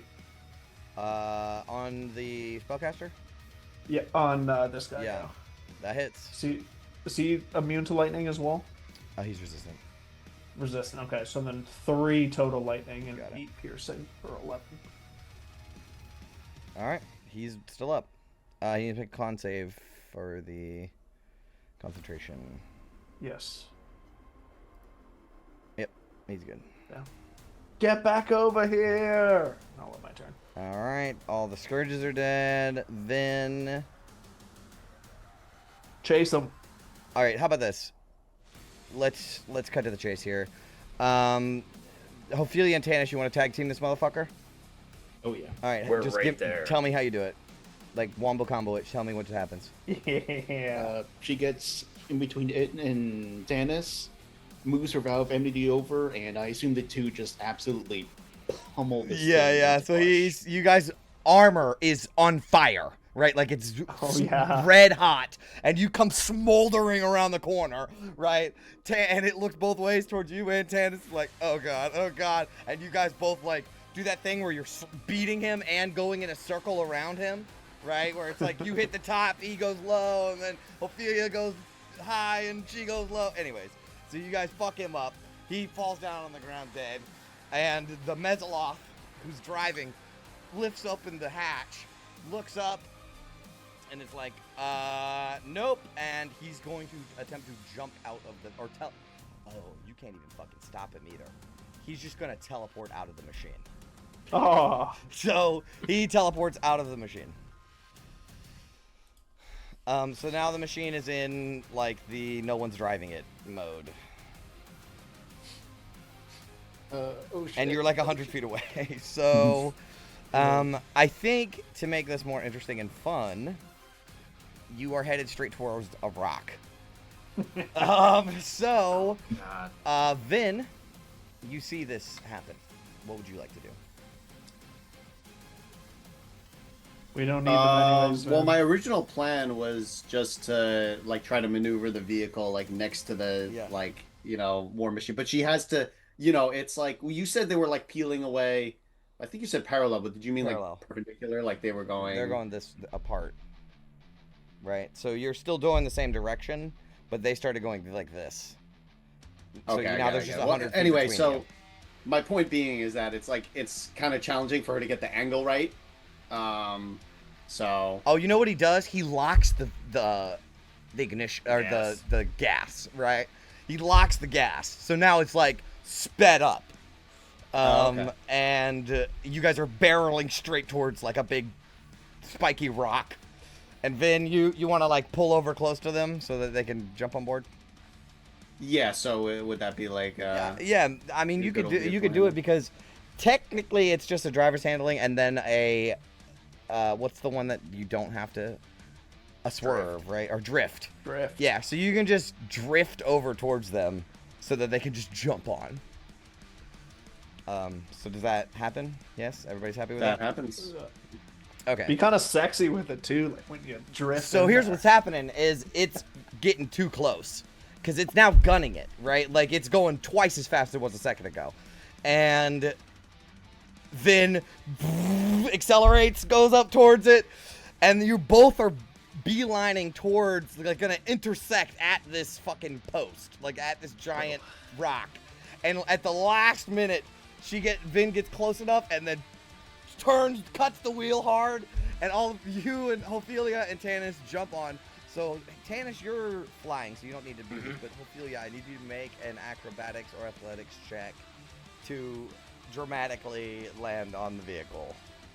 Django's got his wings out like this, trying to catch you. Easy. So as you juke out of the way, right, the Tanis just flies over and grabs onto the side, and Ophelia jumps over as the war machine slams into this rock and doesn't explode. It just like fire ignites off the side of it. And it gets smashed all to shit. As the front end hits, the back end comes and slams up into the top of the rock. And then slams back down on the ground. And we are out of initiative. Whew. Good driving though, Vin. I think I'm getting the hang of it. Right there, actually, if you had an angle like that, you can actually turn right to go left, turn left to go right.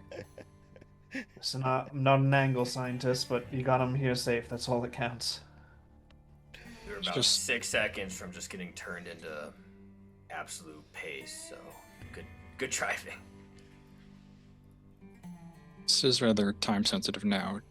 Are we okay with the creature who's seen our faces going back to his warlord? We could try and track him down. I mean, we're not that far yet, right? I mean, it's got to get its bearings for a moment. This could be our chance. I don't want to take any chances. Can only teleport so far. It's got to be tracks in the sand. You want to try to hunt him down? Yeah. Make a, My soul coins. make a perception check. Is that for Vin? Hey, everybody. Everybody? 21. Okay, so London and Tanis, you guys, so you turn around and you're looking for him. You see the flaming, smoldering wreck of the other war machine. You're looking, you're trying to find this guy, and you can see him. Every so often, he waits for his teleport to regenerate, and he teleports again. So he's getting away. But you do manage to make him out. He seems to be heading south. South, what is that? I will say Conjuredus. there is a element of the war machine that hasn't come up because it is not relevant during combats. But the war machine does immense amounts of damage when you run somebody over with it. It just doesn't come up in Twist my combat, arm. right? Twist my arm. I'm just saying it probably will kill him if you just run him over. Dude. I'll slam on the cabin and I'll be like, left! He's over there, Vin! All right. I see him. She's like peeking over the, the windshield. Poor fucking guy just waiting for his teleport Teleport to regenerate. Yeah, so he starts running, and you see he's got like that leather like aviator cap with the goggles on it, and it's like flapping in the wind as he's trying to run. And you guys just barrel up towards him and fucking run him right over as there's a squelch and blood flies out from behind your war machine. No problem. Oh, that's awesome. I thought we were just gonna kind of trail him and use the longbow, but I gotta learn how to drive one of these, Vin. Well, definitely you'd be able to spot more than me while you were driving. That would be for sure. Okay. Now what? I'll take that pitchfork that I took off that one Mesoloth when he died and just like toss it over to Ophelia and be like, I saw these guys, they kept throwing, and I don't know if you could do that too, but figured it was just laying there. Spoils of war? I'll take a peek at it next time we stop. Thanks, Tanis. Yeah, it's Could be pretty helpful. fucking sick looking. Yeah. You need stuff you can throw fall to, Ophelia? Yeah, the javelins are She'll see what it does next time we rest. Okay. Is this the first day of travel? One tile today. This is the first. So we have one hex. more tile. So you have one more hex. All right, where would you like to go?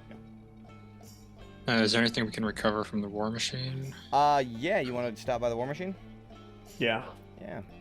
Scrap metal or Make an investigation check. Even just like to add to our repair pool or something?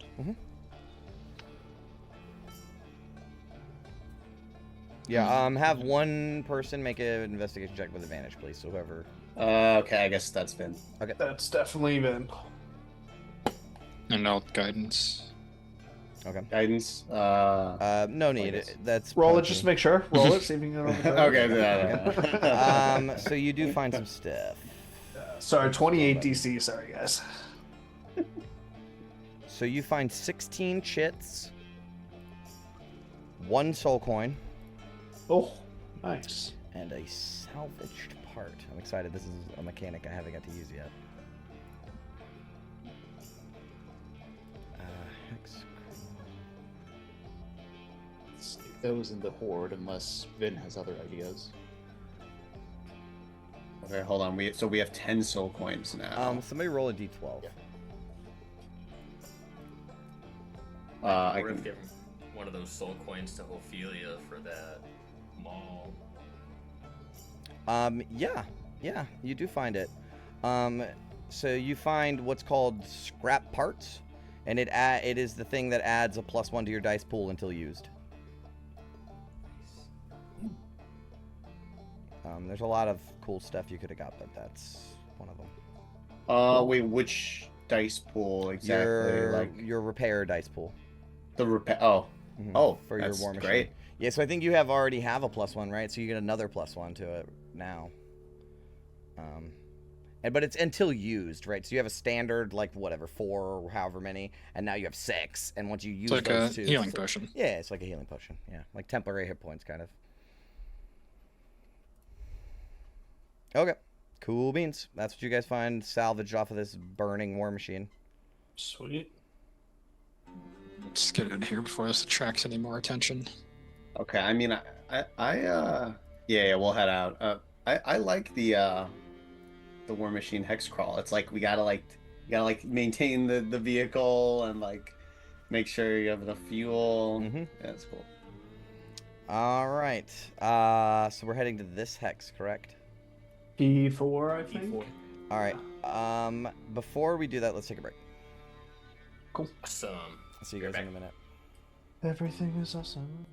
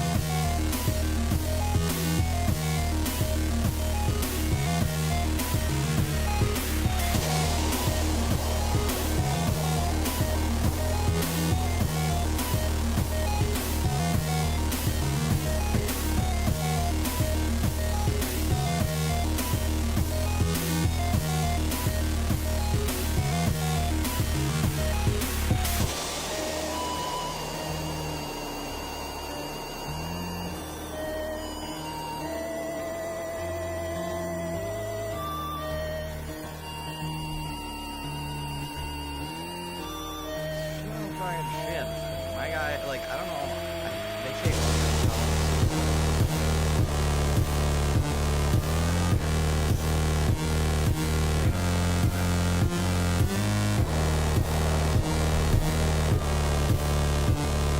although I rolled terrible. Like, I never rolled.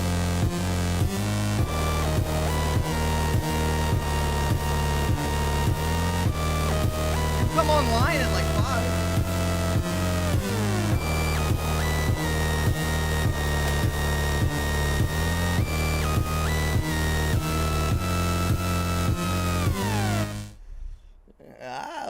happen, eh? I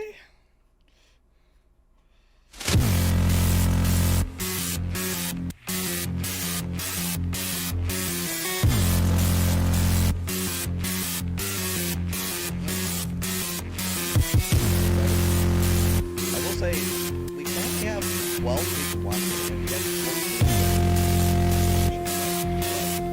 Way more than usually have. We have like five people maybe. Half of them are my friends. So maybe one.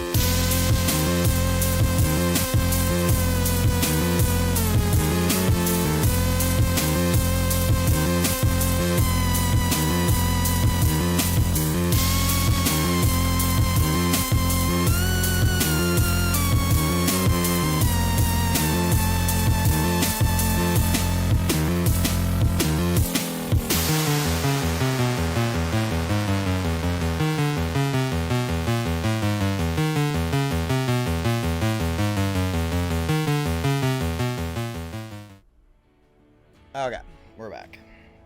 Alright, so London, you want to move to this hex?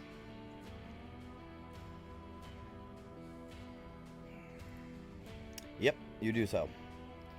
Now, this hex has some interesting stuff. First of all, let's roll for random encounters. No encounter. Alright. Now...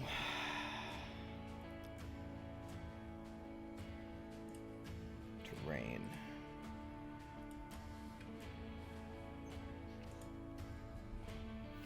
Are we able to take a short rest on this after that? On the war rig, or? Yeah, but you can't do your job.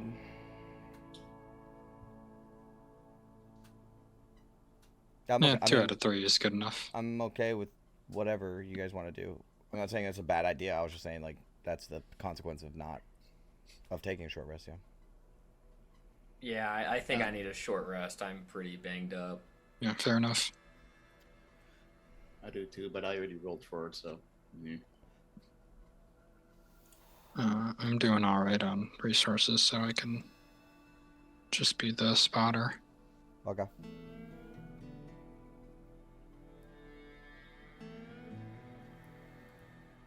So, as you guys enter this hex,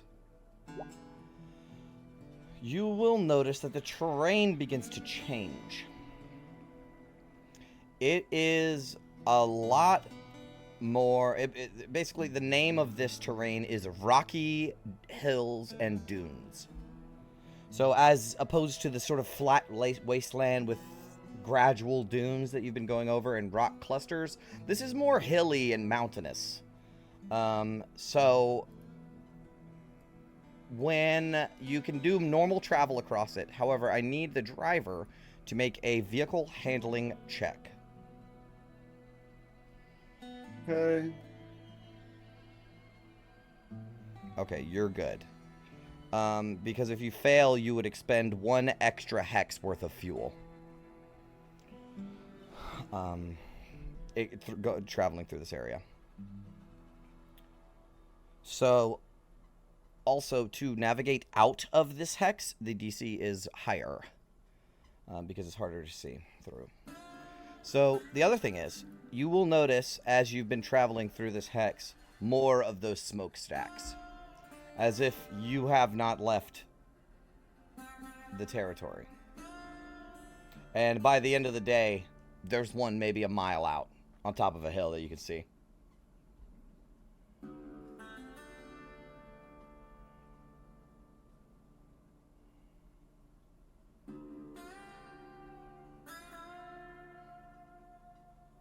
How bad is it to keep pushing? Can we even do that with Yama? So you can.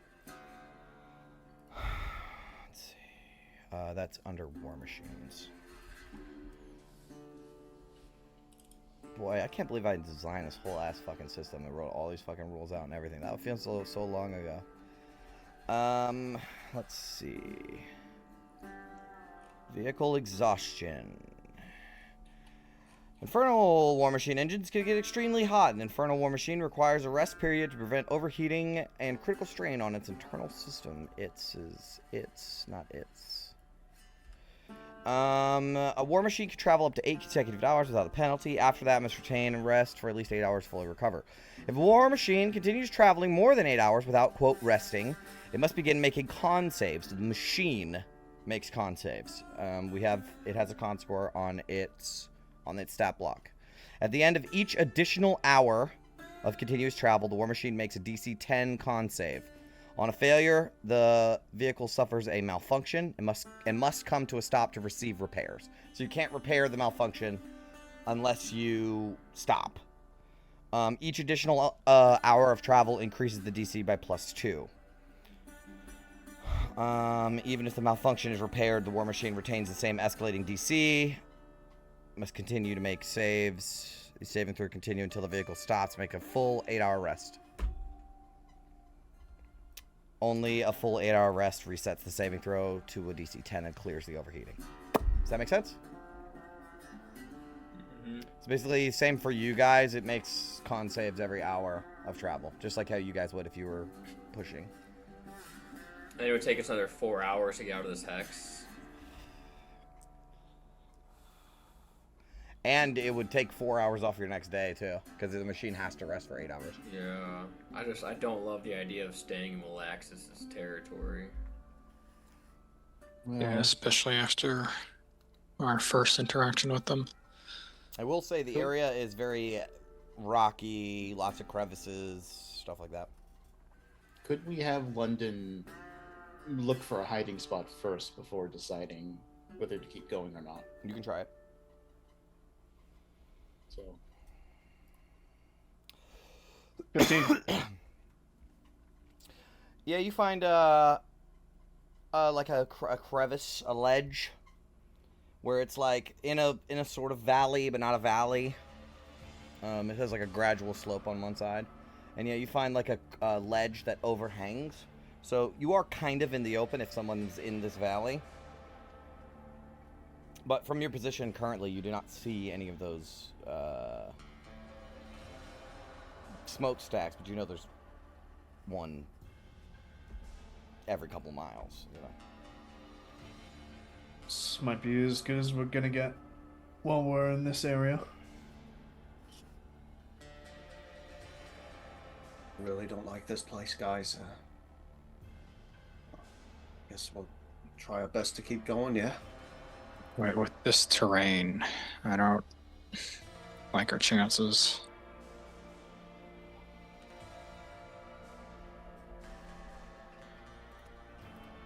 I mean, there's what, 60% chance we can push this war machine without it starting to break down.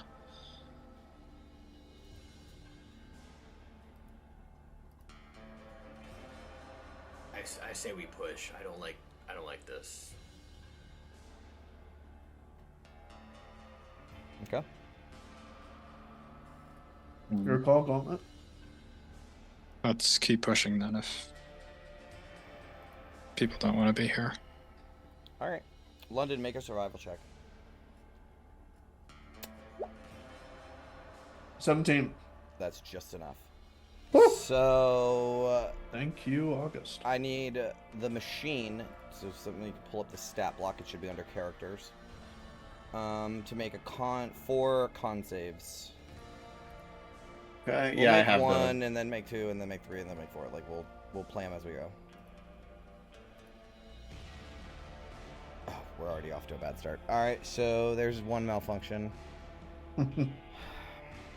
Roll a d20. What'd you get? 16. Okay, the least bad one. Vehicle cannot use Demon Ichor boosts until repaired. All right, a boost line rupture. All right, roll another one. This would be DC 12. Yeah, I'm just taking note of all the malfunctions. Yeah, because they're going to be fixed individually. This isn't like it gets a long rest and fixes the things. These have to be fixed. Oh, Okay. Yeah. Are you Oh, these are saving throws, so you can't even guidance the fucking machine. Yeah, and I have resistance too, but it only affects creatures. Right. All right. So that's a fail. Roll a d20.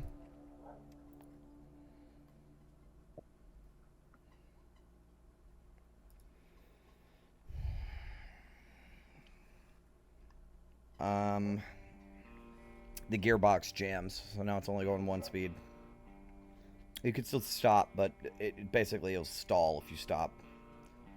Like you can't shift gears. So you either run it really hot and high, you run it really high in like second, or you fucking run it really low in second, or the fucking thing turns off. All right, make another check. Con save, please.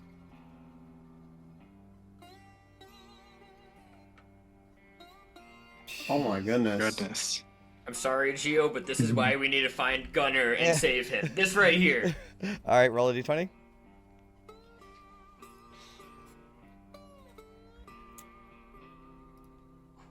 God, this machine is like busting to shit. The vehicle's damage threshold is reduced by 5. So the fucking plating, it's shaking now. And the fucking armor plating is falling off of the machine. You guys are trying to hold it together. But you can see that the engine in the front is starting to smoke. Like it's overheating, right? Like, You're just casting mending the entire time. yeah, trying your best. All right, this is the last one. Make a con save for the machine. Okay. There we go. Finally. There we go. 12, 16, 18. Yep, so that one's a success. Barely. All right, so you barely make it through that one as you make it into this hex. And actually, I can describe some stuff to you. Because halfway through this hex is where you get to the Bone Brambles. So, you guys push the machine. Like I said, it's smoking. I don't know if you guys have ever overheated an engine before. I've done it plenty of fucking times. Smoke just pouring, and this is even worse because this is like hellfire. You know what I mean? Smoke is pouring out of it. The whole front end is molten red hot. Vin, you are inside of the driver's seat area, control area, and it's sweltering in here. It's so bad that Lulu has to get out. Like, Lulu flies around to the back. It's so fucking hot in here. And you keep pushing the engine, stuff starts falling off. You're going over hills, you're trying to make your way, and you finally see like the last smokestack as you leave the hex. And you continue forward until you find a decent place to rest. London, make a survival check for me. Okay, you do not find a decent place to rest. You're just out in the open. But as you like crest a ridge, a sandy ridge, you will see in the distance. Oh, let me pull up the handout. Let's see if I have a handout.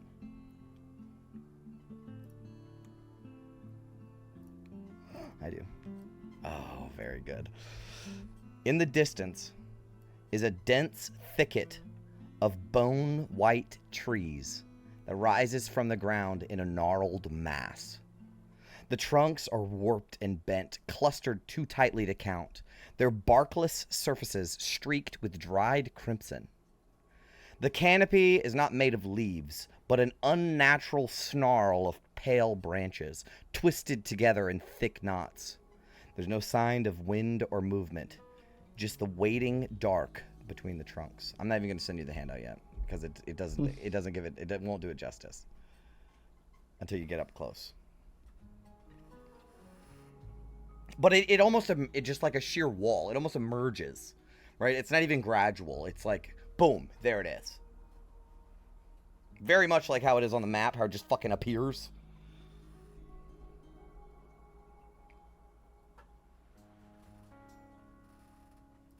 Well, this is probably as best we can do for tonight, but at least we're not far out.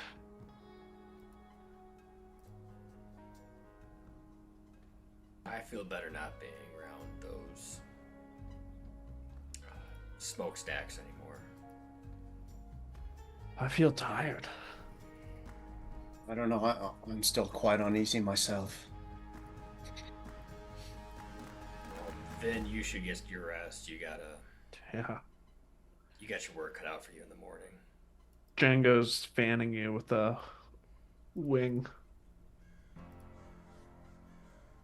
Thank you, Django. I think, could someone else dig the hole? I think I'm just gonna... Ophelia, you hit her. She's just gonna find like a little spot, I think, and like pass out almost immediately. Oh, poor little man.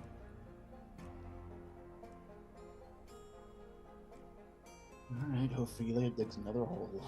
Yep. No problem. You're aiming for a long rest, guys? Yeah. Who's doing watch? Before we all go to rest, just while everybody's still awake and alert, I know we're a bit spent today, but we're gonna be really hitting the Bone Brambles tomorrow. I just want to do this while everybody's around in case, I don't know, something happens.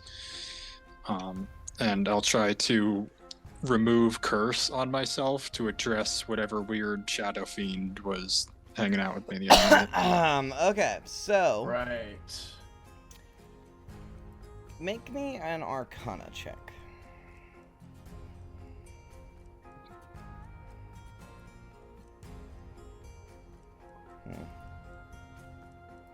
Interesting. Okay. In that case, you do cast Remove Curse.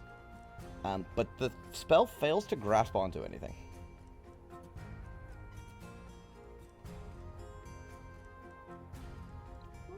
I'll choose to take that as a good sign that I'm not cursed then.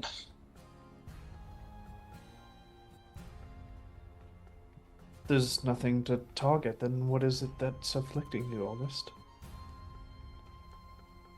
I'm not sure. Whatever corruption that this helm had when we found it, I don't think is fully cleansed. Let me get a better look at you, Gauntlet. Ophelia's gonna cast Divine Sense. Okay. You will cast Divine Sense. You get the faintest little hint of a fiend coming from August, like just a little fucking whisper of it.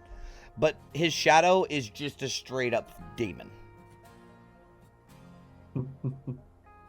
It's not good news, Gauntlet. It's better, but this entity is still following you.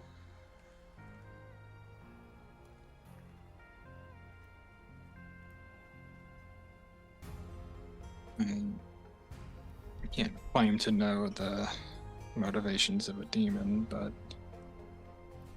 if it wants me, then I think it's just hanging out, lurking for an opportunity. So, just want everyone to be aware and on guard. And this thing become corporeal, dangerous.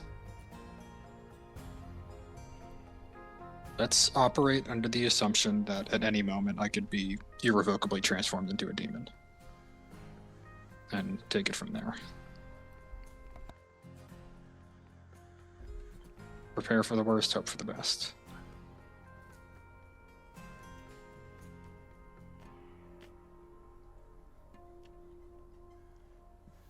Do we have any inkling of an idea of how to get rid of said demon? Because I don't like the idea of this thing just springing an ambush on us. And I don't like the idea of me being in charge of these hooligans without you here, Gauntlet. Should we revisit the whole order of who goes up who if all this goes down? Yeah, that's funny. You put your time in, Rose, you'll get here eventually. That'll be the first sign of demonic possession if I put London in next to mine. Oh, kind of look against both of us a little bit. I think the answer to your question, though, Tannis, our best hope lies back in Elturel with Varia. A bona fide exorcist? I mean, what better chance do we have?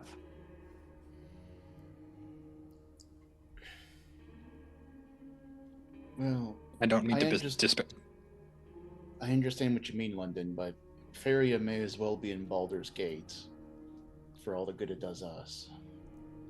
You might as well be in Baldur's Gate. What was that? Wish I was in Baldur's Gate. Django, quiet down. Django Team tucks meeting. his tail between his legs.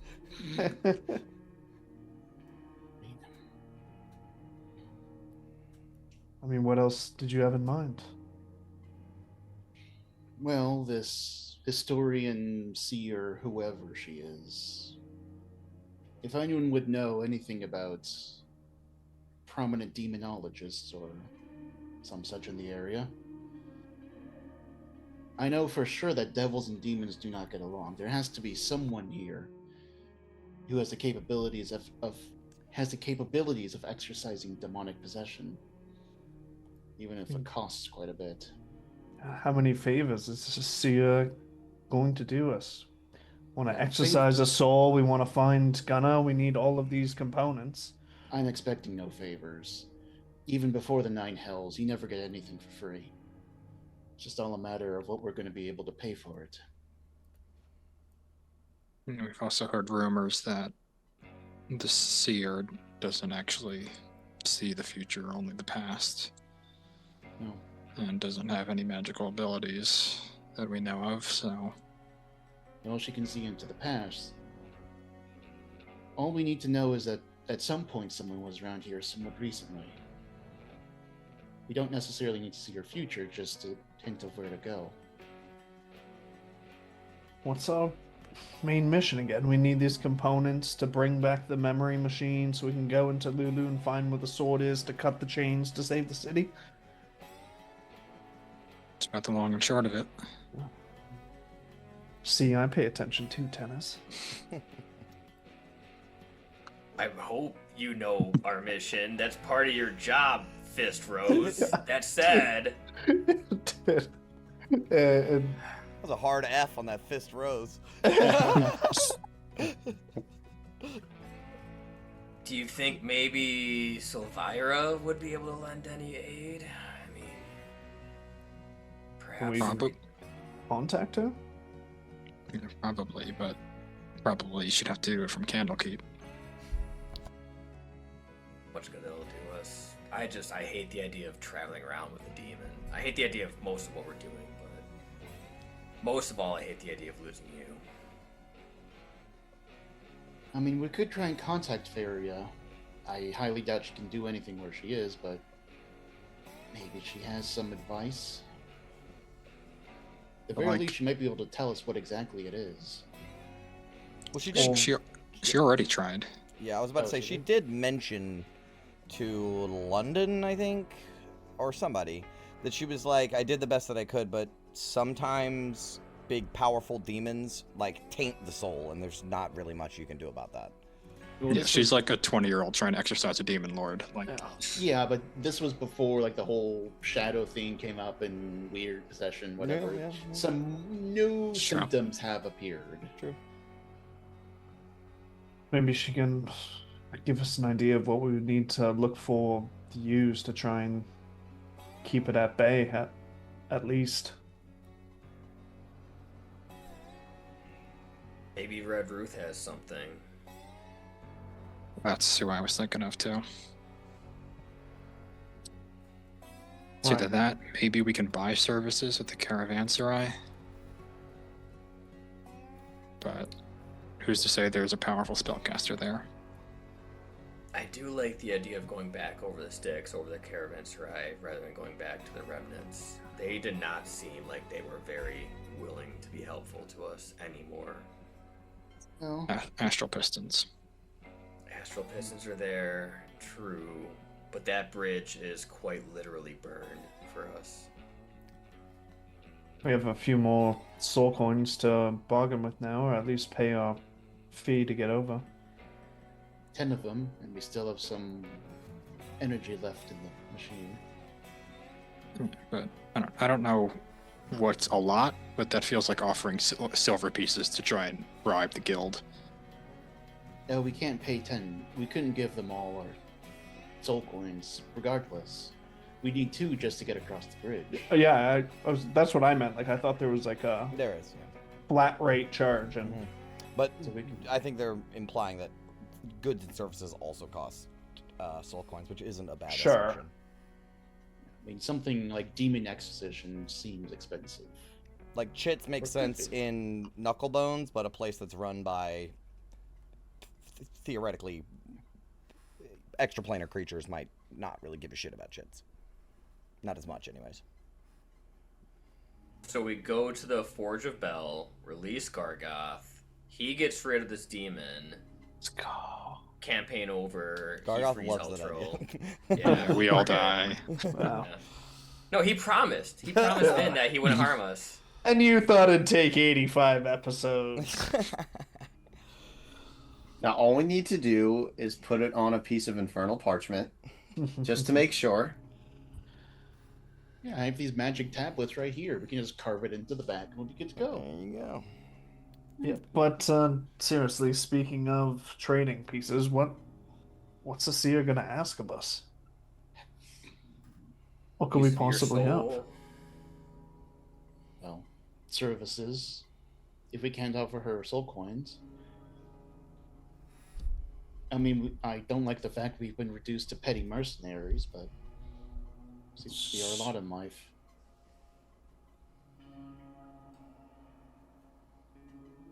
I think the only way to know is to meet her. I'm assuming Osiris are her, right? I Mhm. think, Let's see, right? Yeah. Yeah, I think so. I think the only way to know is just to meet her and figure out what she wants. And hope we don't die on the way. So, we're going to be totally honest with her, or are we going to try and massage the situation? Well, if she's as powerful as I think she is, she's probably going to notice you, Gauntlet, right away. With that thing following you around. So I don't think there's any point in hiding that. I want to bring something to your attention, just to be clear. This woods appears to be, I don't know, 3 hexes. You know, like, it's fucking huge. Yeah. The and Bone Brambles? Yes. So, you know, you're kind of needle in a needle stack a little bit, or whatever, you know, needle in a haystack, I guess. You don't know where to go or what you're looking for. So this could be a multi-day trip inside of this forest. I just want to make that clear. Like, as you're looking out across the forest, you could see it's fucking huge. I, for one, welcome the shelter from this blistering, what I would expect to be sunlight. Just wait till you get in there. Yeah. Hay and a needle stack seems maybe the most appropriate. Yeah. Hey, Tanis. Do you remember when I said I'm glad there wasn't any acid rain? You really should not jinx us like that. Every time you say that, there's acid rain. Stop saying that. And it starts acid raining. All right. I think we can do plans, you know, at a later time. I do have something I kind of want to get to tonight. Okay, I was going to say, there's nothing we can do as a team tonight, so we might as well just rest and keep the short-term goals going. Excellent. I mean, I've been forgetting too, but I'm just gonna cast Mystic Aura On the shield? No, that's permanent now. I'm gonna do it on Lulu. On Lulu. Okay. I mean, So she appears as a monstrosity instead of a celestial. okay. So Ophelia, are you like attuning to your this new? Yeah, she was gonna take first watch and attune to it? do the attuning. Okay. Then if possible. Cool. I'll give it to you. So Ophelia is on first watch. Who's on second watch? I'll be on last watch because I can be at first or last. So. Okay. I'll take second watch. I'm concerned about giving this demon more downtime to possess me. All right. Cool. And then Tanis. Alrighty. So, let's start with Ophelia. Ophelia, you're on your watch. And no, we're gonna start with Vin. Yeah, we're gonna start with Vin. Vin, as you are, resting, trying to get some sleep, curled up underneath the war machine on the back tire, you hear a voice creep into your mind.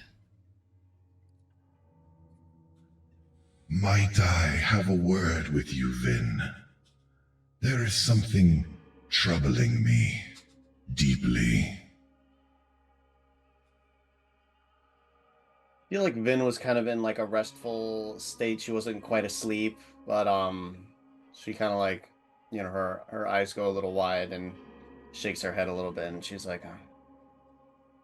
"What's going on? What might that be?" I have been good to you. I've guided you since the moment we first arrived in Avernus. I've warned you what lies ahead. I've only spoken truth to you, my child. So, why do you hesitate?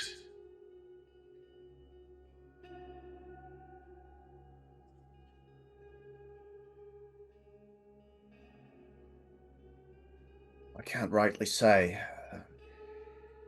I think part of it is, I think I do believe what you say. I can't think of any reason why you wouldn't be honest with the things you've said, at least, the things you have revealed. But, well, my party, they are skeptical, and I can't fault them.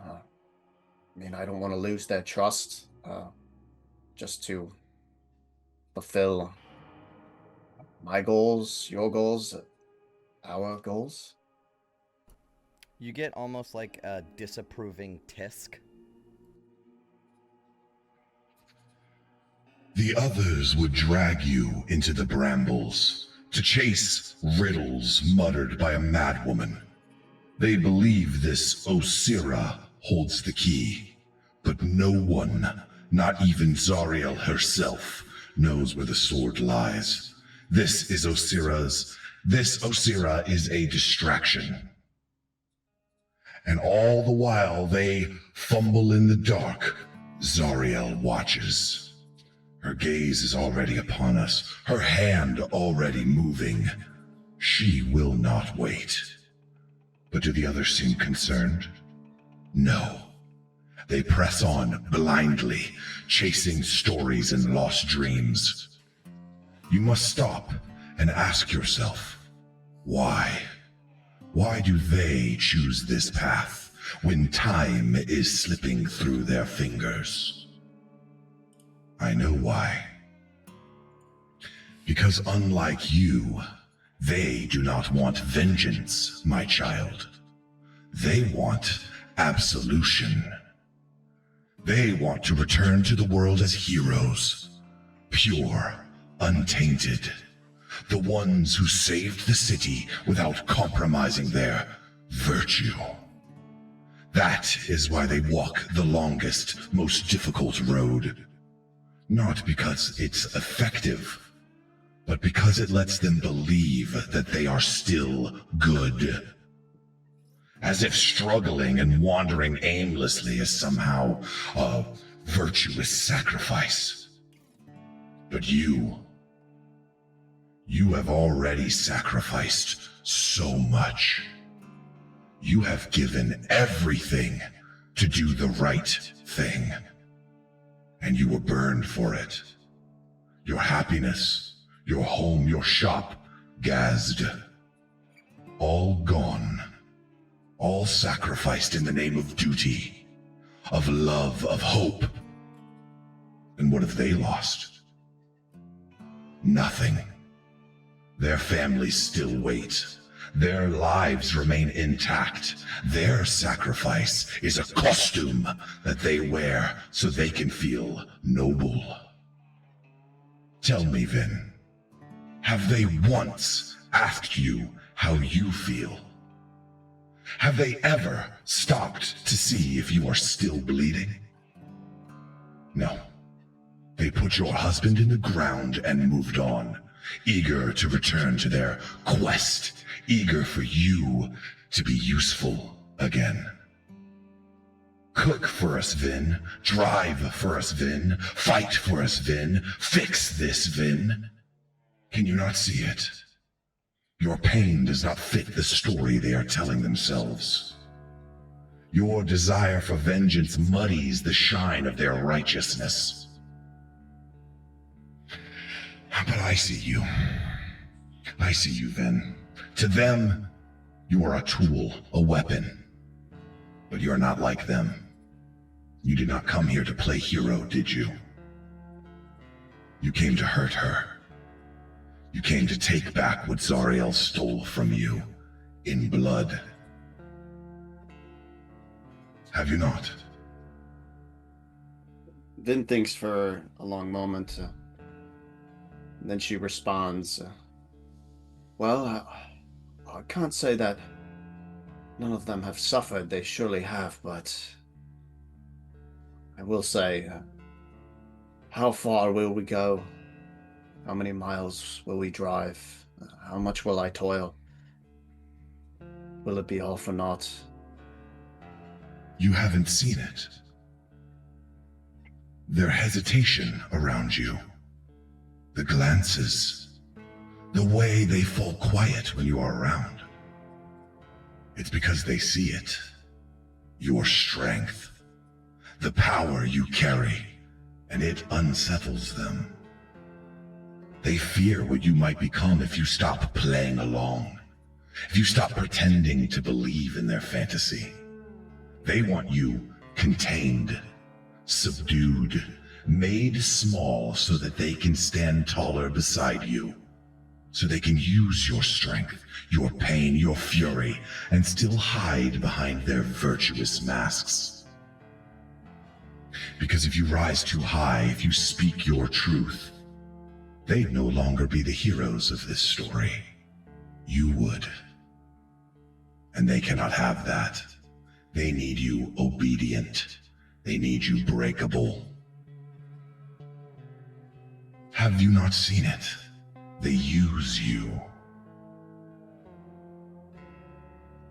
Is it really like that? And she kind of thinks for like all the cursory glances everyone might have given her throughout the day, and even if they had like an ambiguous feeling, I feel like her thoughts are being flooded with now non-ambiguity. This is all very much. I haven't really thought of this. I mean, they're my friends. They're the only ones I have left. I mean, sure, they have been dismissive of my ideas as of late, but I mean, she kind of just starts like muttering to herself, like her thoughts are muddled. You are no friend to them. And if you were to ever become inconvenient to them, if your power ever starts to eclipse them, that's when they'll start to turn on you. They'll say you've changed, that you're compromised, reckless, dangerous. They will try to turn you against me, my child. Say that I am poisoning you, making you into something you're not. They'll pretend to care, but it will be an act of fear and control. They will tear me from your side, isolate you to make you pliable, and claim it's for your own good.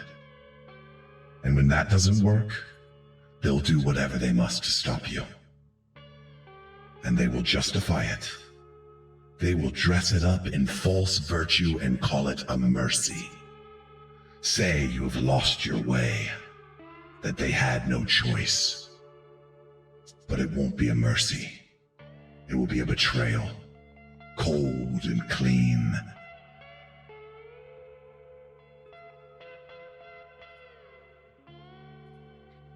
I can't completely deny what you say, but I don't want to believe it. I mean,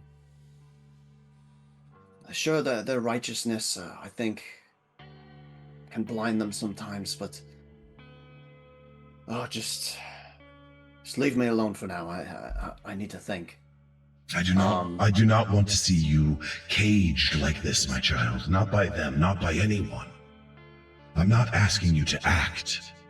Not yet. Only to watch. Watch how they speak when they think you cannot hear. Watch how they look at you when you strike your enemies. Watch for the signs. And know that with every wasted moment chasing delusions, they are pulling you farther from the justice you deserve. I now and forever serve you loyally. I bring to you the truth that no other will tell you. I see what they refuse to accept. Let them chase valor. Let them walk the road of false righteousness. You are meant for much greater things. And as long as we are together, you will never be alone. Suppose keeping an eye out won't do any hurt. But yes, I haven't forgotten my goal. I'll never forget. Rest, my child. You deserve it. It's actually funny that you brought this up this session. I didn't think I was gonna have another Gargoth thing, but I did want to kind of do something like roleplay wise that dovetails off of this. Okay. I think that like she's like technically on watch. I think Ophelia's on watch, but you're like. Okay, she's like awake though. Yeah. I think like she tries to like get some sleep and she's like kind of tossing and turning, and then, after some time goes by, not necessarily. I think at this point she thinks like no one else is on watch. Like it's one of those periods where it's like the last watch is just ending or something like that.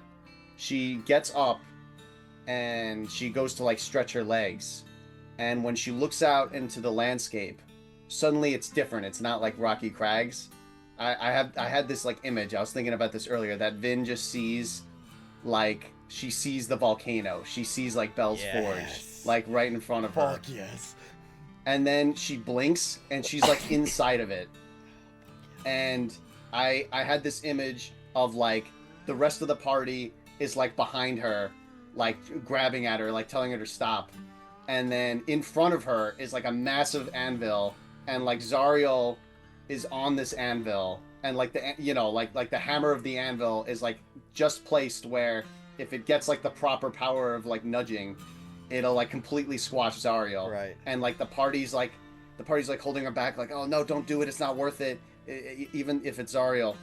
And then in front of her, she sees Gast, but he doesn't look normal. He's like twisted into like a devilish visage. He's got like glowing red eyes, and he like takes her other hand, and he just says like, please Vin, avenge me for us. And then all of a sudden Vin like comes gasping awake. It was like all a dream. Yeah. Really good.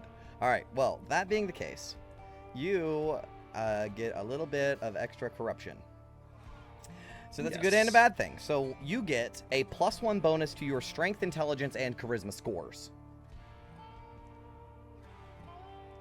Okay. Does that change any modifiers for you? Nuh-uh. Can you go above 20? Yep. Oh yeah. Oh yeah, you can. Yeah, she just went above 20 in her intelligence. I think 30 is the highest they make stats for. Which ones was it again? Strength, intelligence, and charisma. All sort of fiendish traits. Right? Attribute options, right? Yeah, the score itself has changed, right? That's fine. Yeah, I think if I go to attribute option, yeah, You should be able to just click it on the side of your character sheet, right? Just manually bump it up. Manually bump it up. Yeah, this is like a permanent thing. permanent. Yeah. Yeah, I guess so, yeah. The only thing is, for your Bane, you have like some other stuff that I'm going to send you secretly, but you lose a -2 from your Wisdom score. Right, so your strength of character goes up, and your intelligence goes up, and your strength goes up, but your ability to see through bullshit. So my wisdom goes down. My wisdom goes down by Score, 2. Yes, goes down by 2. Yes. The score, like the big number. The big number, yeah. Yeah, okay, So I it got drops it. I got you a it. modifier regardless of how many you go. But then you get another little thing, and I have to like, I don't know how to, I have to like custom figure out how to send this. Okay. It's crazy. Like Vin already has insanely high stats, and like the rich get richer. Fuck. Yeah. All right, so Vin, I need you to go to characters, and then there should be a corruption tab. I mean, the stats don't matter. She ditches Yeah, us. it's like a full Okay, halfway yeah. through. You see it? Do you see the thing in there? Yep. Do you see how that bold thing at the bottom? Oh yeah. We already we talked about about this. this. Yeah. But yeah, this This is like the in writing, mechanical. so- Yeah, this is on your character sheet type shit. This is a thing. Okay. This is All right, the other beautiful. Bane that nobody else knows about. I mean, the hit to wisdom kind Pretty of sucks, fucking but brutal. I mean, your other 3 scores go up by 1, which is insane. I mean, yeah, like she could take an ASI now and get like 22 and like that's insane. Yeah. That's crazy. Yeah. I don't. ASIs say you can't raise the score above 20 though, so you can't like use an ASI to bump it to like 22. Okay. Oh, then, well, I guess then she has to rely on the corruption to get. Yeah, and you know, it's definitely gonna give you some more later down the line. So. Oh boy. Okay. So yeah, that's Gargoth's corruption. Now, cook for us, Vin. Drive for us, Dude. Vin. Is it more? I was literally gonna be like smash cut to morning. London's like, Finn, I'm hungry. Yeah. I was actually gonna do that same thing because I was last on watch. I was gonna go over to Vin and be like, Vin, wake up. We need you to fix the war machine now. Yep. Yep. Oh, also we're all hungry, and you're probably gonna want to start on that right away because we have a ton of chores for you. Yep. All right. So we're gonna go to Ophelia next. So Ophelia, you are going to attune to this magic item, and I will give it to you now. Let's see. Fork of Searing. Nice. Here you go. Oh, that's sick.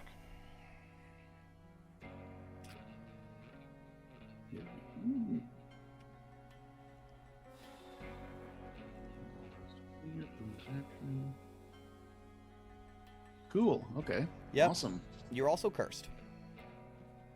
Yeah, I figured that was coming. The thing is, Psych. this curse is extremely potent. In fact, more potent than you would fucking possibly fucking believe. This is Gargoth level potent curse. Hell yeah. Lay it on me. So first of all, the weapon is cursed. Extends the curse to you. As long as you remain cursed, you cannot spend hit dice to regain hit points. Period. So short rests do nothing for you. And you can't use any other weapons besides this one. What? Can you want Are to you- tune from stuff? Nah, if it's cursed. Wait, If only we Thing had to ha- remove curse. Yeah, Thing has removed. Once curse. attuned, you cannot end attunement willingly, unless you're targeted by a greater restoration spell. Type this down. I'm sorry, Eric. I had no idea. I had an Rick- idea, I just didn't say anything. Also, when you attune to this item, you feel that someone very far away and very evil knows that you did it and knows exactly where you are. Well, that's just as scary. Yep. And you also have a feeling that creature can cast Scrying whenever the fuck they want on you.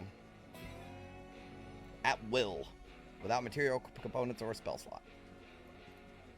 And they don't even have to be on the same plane of existence as you. Jesus. And you automatically fail the save against Scrying. Save. Alright, so no hit dice, cannot end attunement until greater restoration, cannot use any other weapon. Yep. And Well, is you can, but Sophie- you have disadvantage on attack rolls with other weapons. Okay. Do you want to say that she understands she's being scried upon, or do you just want to... I'll say that you, leave that out? what the original thing I said, where you think that something very evil and very scary knows exactly where you are and can watch you at any time, you definitely feel that. This is a very, very niche and special kind of curse, because this is what this guy is known for. This is his whole bag, is cursing magic items. Alright, awesome. Thank you, Tannis. I really appreciate this. I thought I was doing you a favor, man. Sorry. This is your second in command, August? Didn't this guy? even check it, identify nothing, just fucking I picked up a attuned weapon, to I the bitch. handed it to fucking Ophelia. Oh I my mean, from there, it's God. out of my hand, literally. Doesn't sound like second rank material to me, August. We gotta rethink that pecking order. Wow. And I put so much trust in my teammates. I was You're doing really, so well, Tannis. oh man, this is gonna they're gonna know something's up, and I'm gonna have to figure out how I'm gonna tell them that they can't really tell about the curse, but nope. You just fucking went right on through. So yeah, August, we got 2 curse guys and Tannis. This is just making sense. So that's for you, Ophelia. You noticed that, and then do you want to get some sleep or? I mean, I guess she goes to No sleep chance. holding this thing tight to her chest. Yep. and just- All right, so next we have August. So August. It's funny that this is the night of everybody getting all their shit.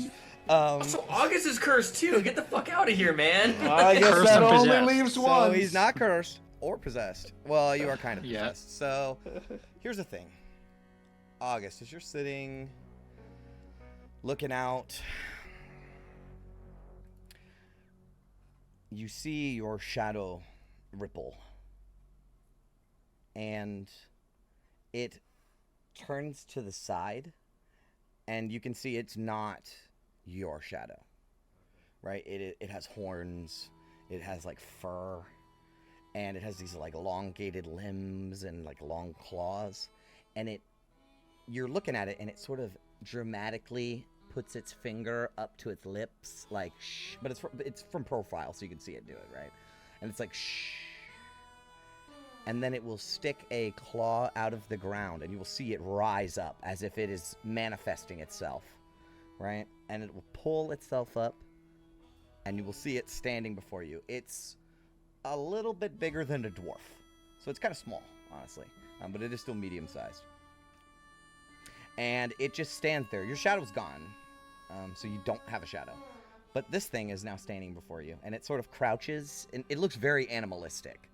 And it sort of crouches and stares at you with glowing red eyes, and it sort of tilts its head. Who are you? It does a little hand wave.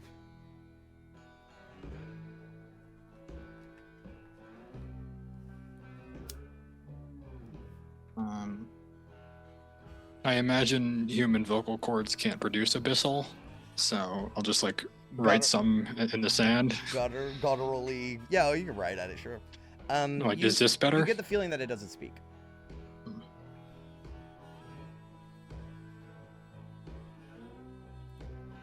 But it will,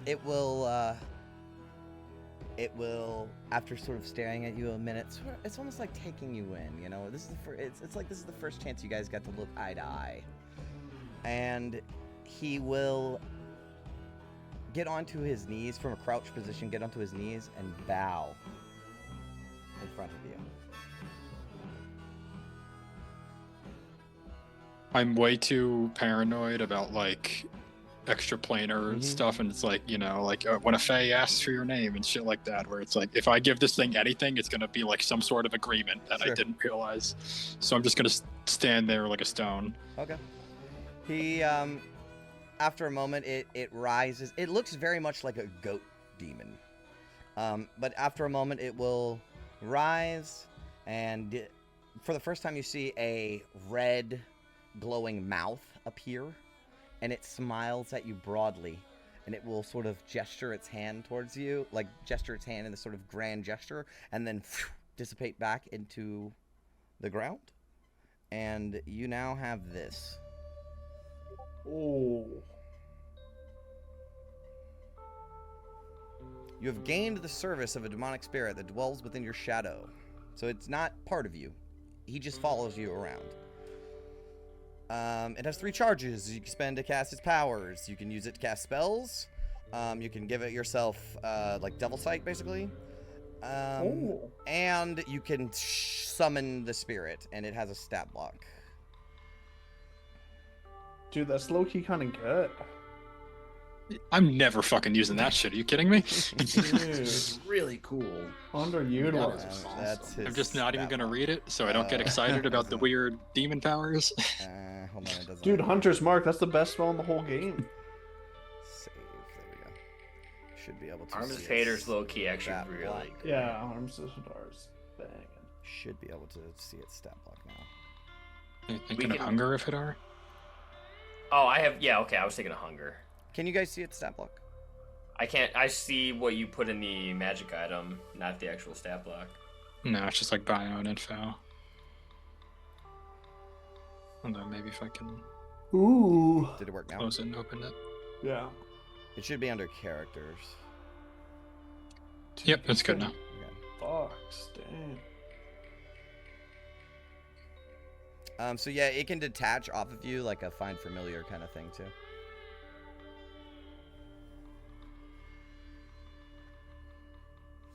But it also can attack and stuff. It's basically like a beefier find familiar.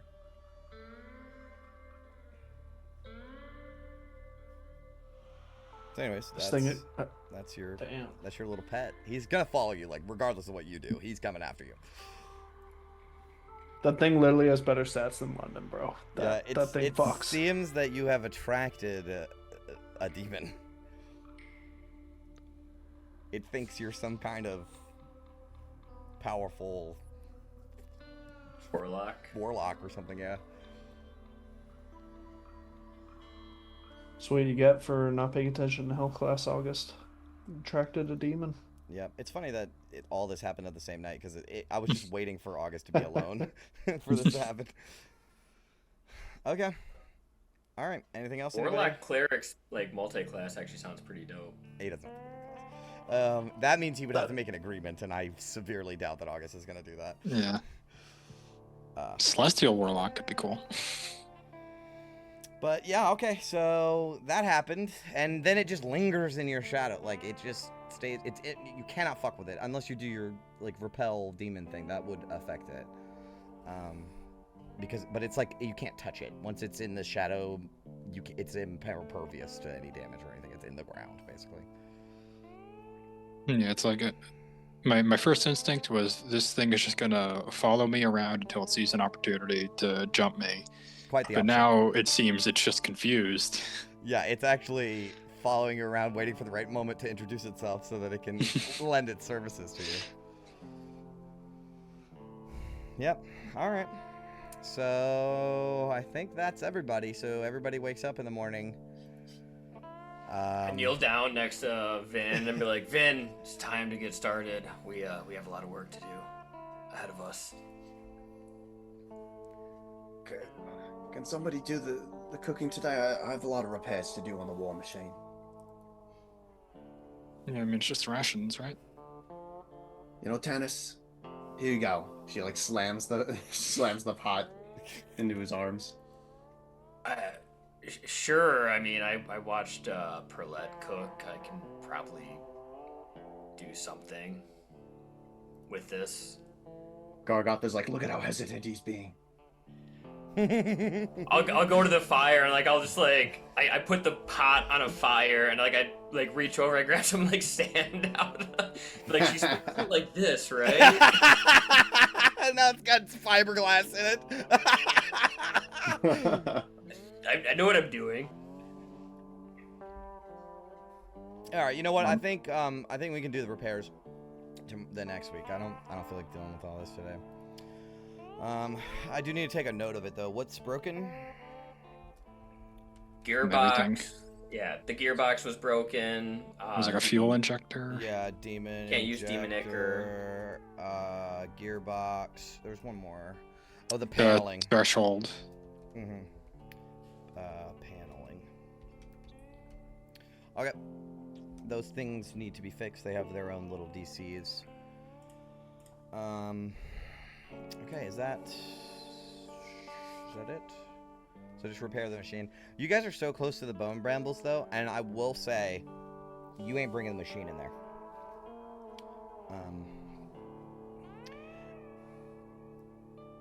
Actually, let's do the repairs right now. Fuck. Because I want to get you guys in the fucking brambles before we leave. So I can describe it. It's going a bit late today. That's okay. I mean, it'll only take a second. I'm just being lazy. Okay, Vin, go ahead and make me a Tinkerer's Tools check. Yep. Guidance on all these. Yeah. Guidance. Okay. Okay, the first one is 25. Boost line ruptures is 16. Okay, that succeeds. You fixed it. Go ahead and make the next one. Gearbox is... Oh, the gearbox is easy. Done. And then the last one is the shedding paneling. 14 is the DC. Yep. All right. Yeah. You fix it. So it takes you about, I don't know, an hour to fix all three, if that. So while everybody's still getting up and getting ready, basically. And you guys can head over to the brambles itself, and you notice that when you arrive closer to it, it's way too thick to drive your war machine in there. Like, you barely can get in there.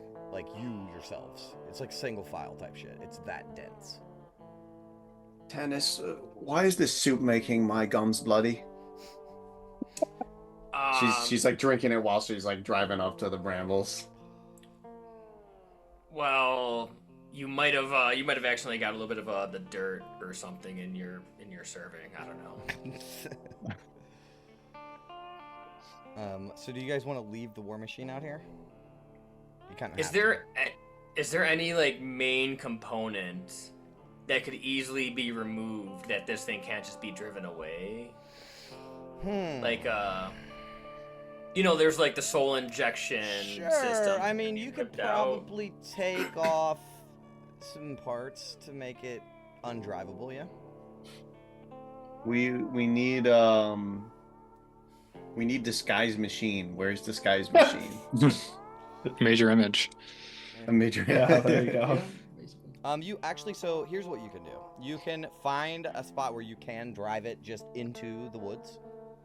And just like right past the tree line, and that's it. Not any further.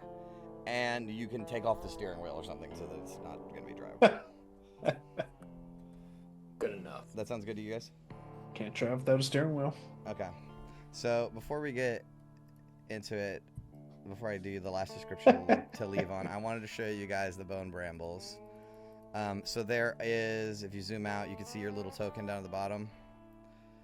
It's another hex crawl. It's a smaller hex crawl. With And a hex crawl. there is 1, 2, 3, 4, 5, 6 entrances. Do you see all the little like rib caged looking things? Oh, okay. Those aren't actually there, but there's like different routes you can take. This whole place is a maze. Right. So it's not Dude, like a hex this- crawl where you can pick the next hex. There's a path that leads between the two. Okay. Is this like that one shot we did where if you just enter one of the doors, you die straight up? I was gonna say we're going through the middle entrance. You can pick whichever one you'd like to start with. So actually go ahead and do so, because you can enter those hexes without a navigational check. So what entrance do you want to start in? I mean, where do you want to go? This is a maze. This place is a maze. So, I mean, it looks dense and thick. I'll describe it more when you get in there, because it's fucking fucked up. But, it's very dense and very thick. So where do you guys want to start? Want to start on the right, keep our hand on the wall, and just see how far it takes us? In theory, that it is bigger than this map indicates. And each hex is an hour. Go ahead. Whatever tile Tanis chooses, hopefully is going to say no. Okay. I thought we were fixing this, man. I thought we were like on the mend. Yeah, until you gave the 8 wisdom paladin a cursed item. Well, I guess since I'm making all the enemies today, I'm going to say that London should put on the amulet of lost mazes so that we can't get lost in here. That also has. Oh, you want to curse someone else? Yeah. I see. I was just gonna ask if we have like some stuff we can put on the trees. You know, like. Well, you know, I have some poison. I better use it before Dance puts it in my food. It's gonna be a rough campaign for me, boys.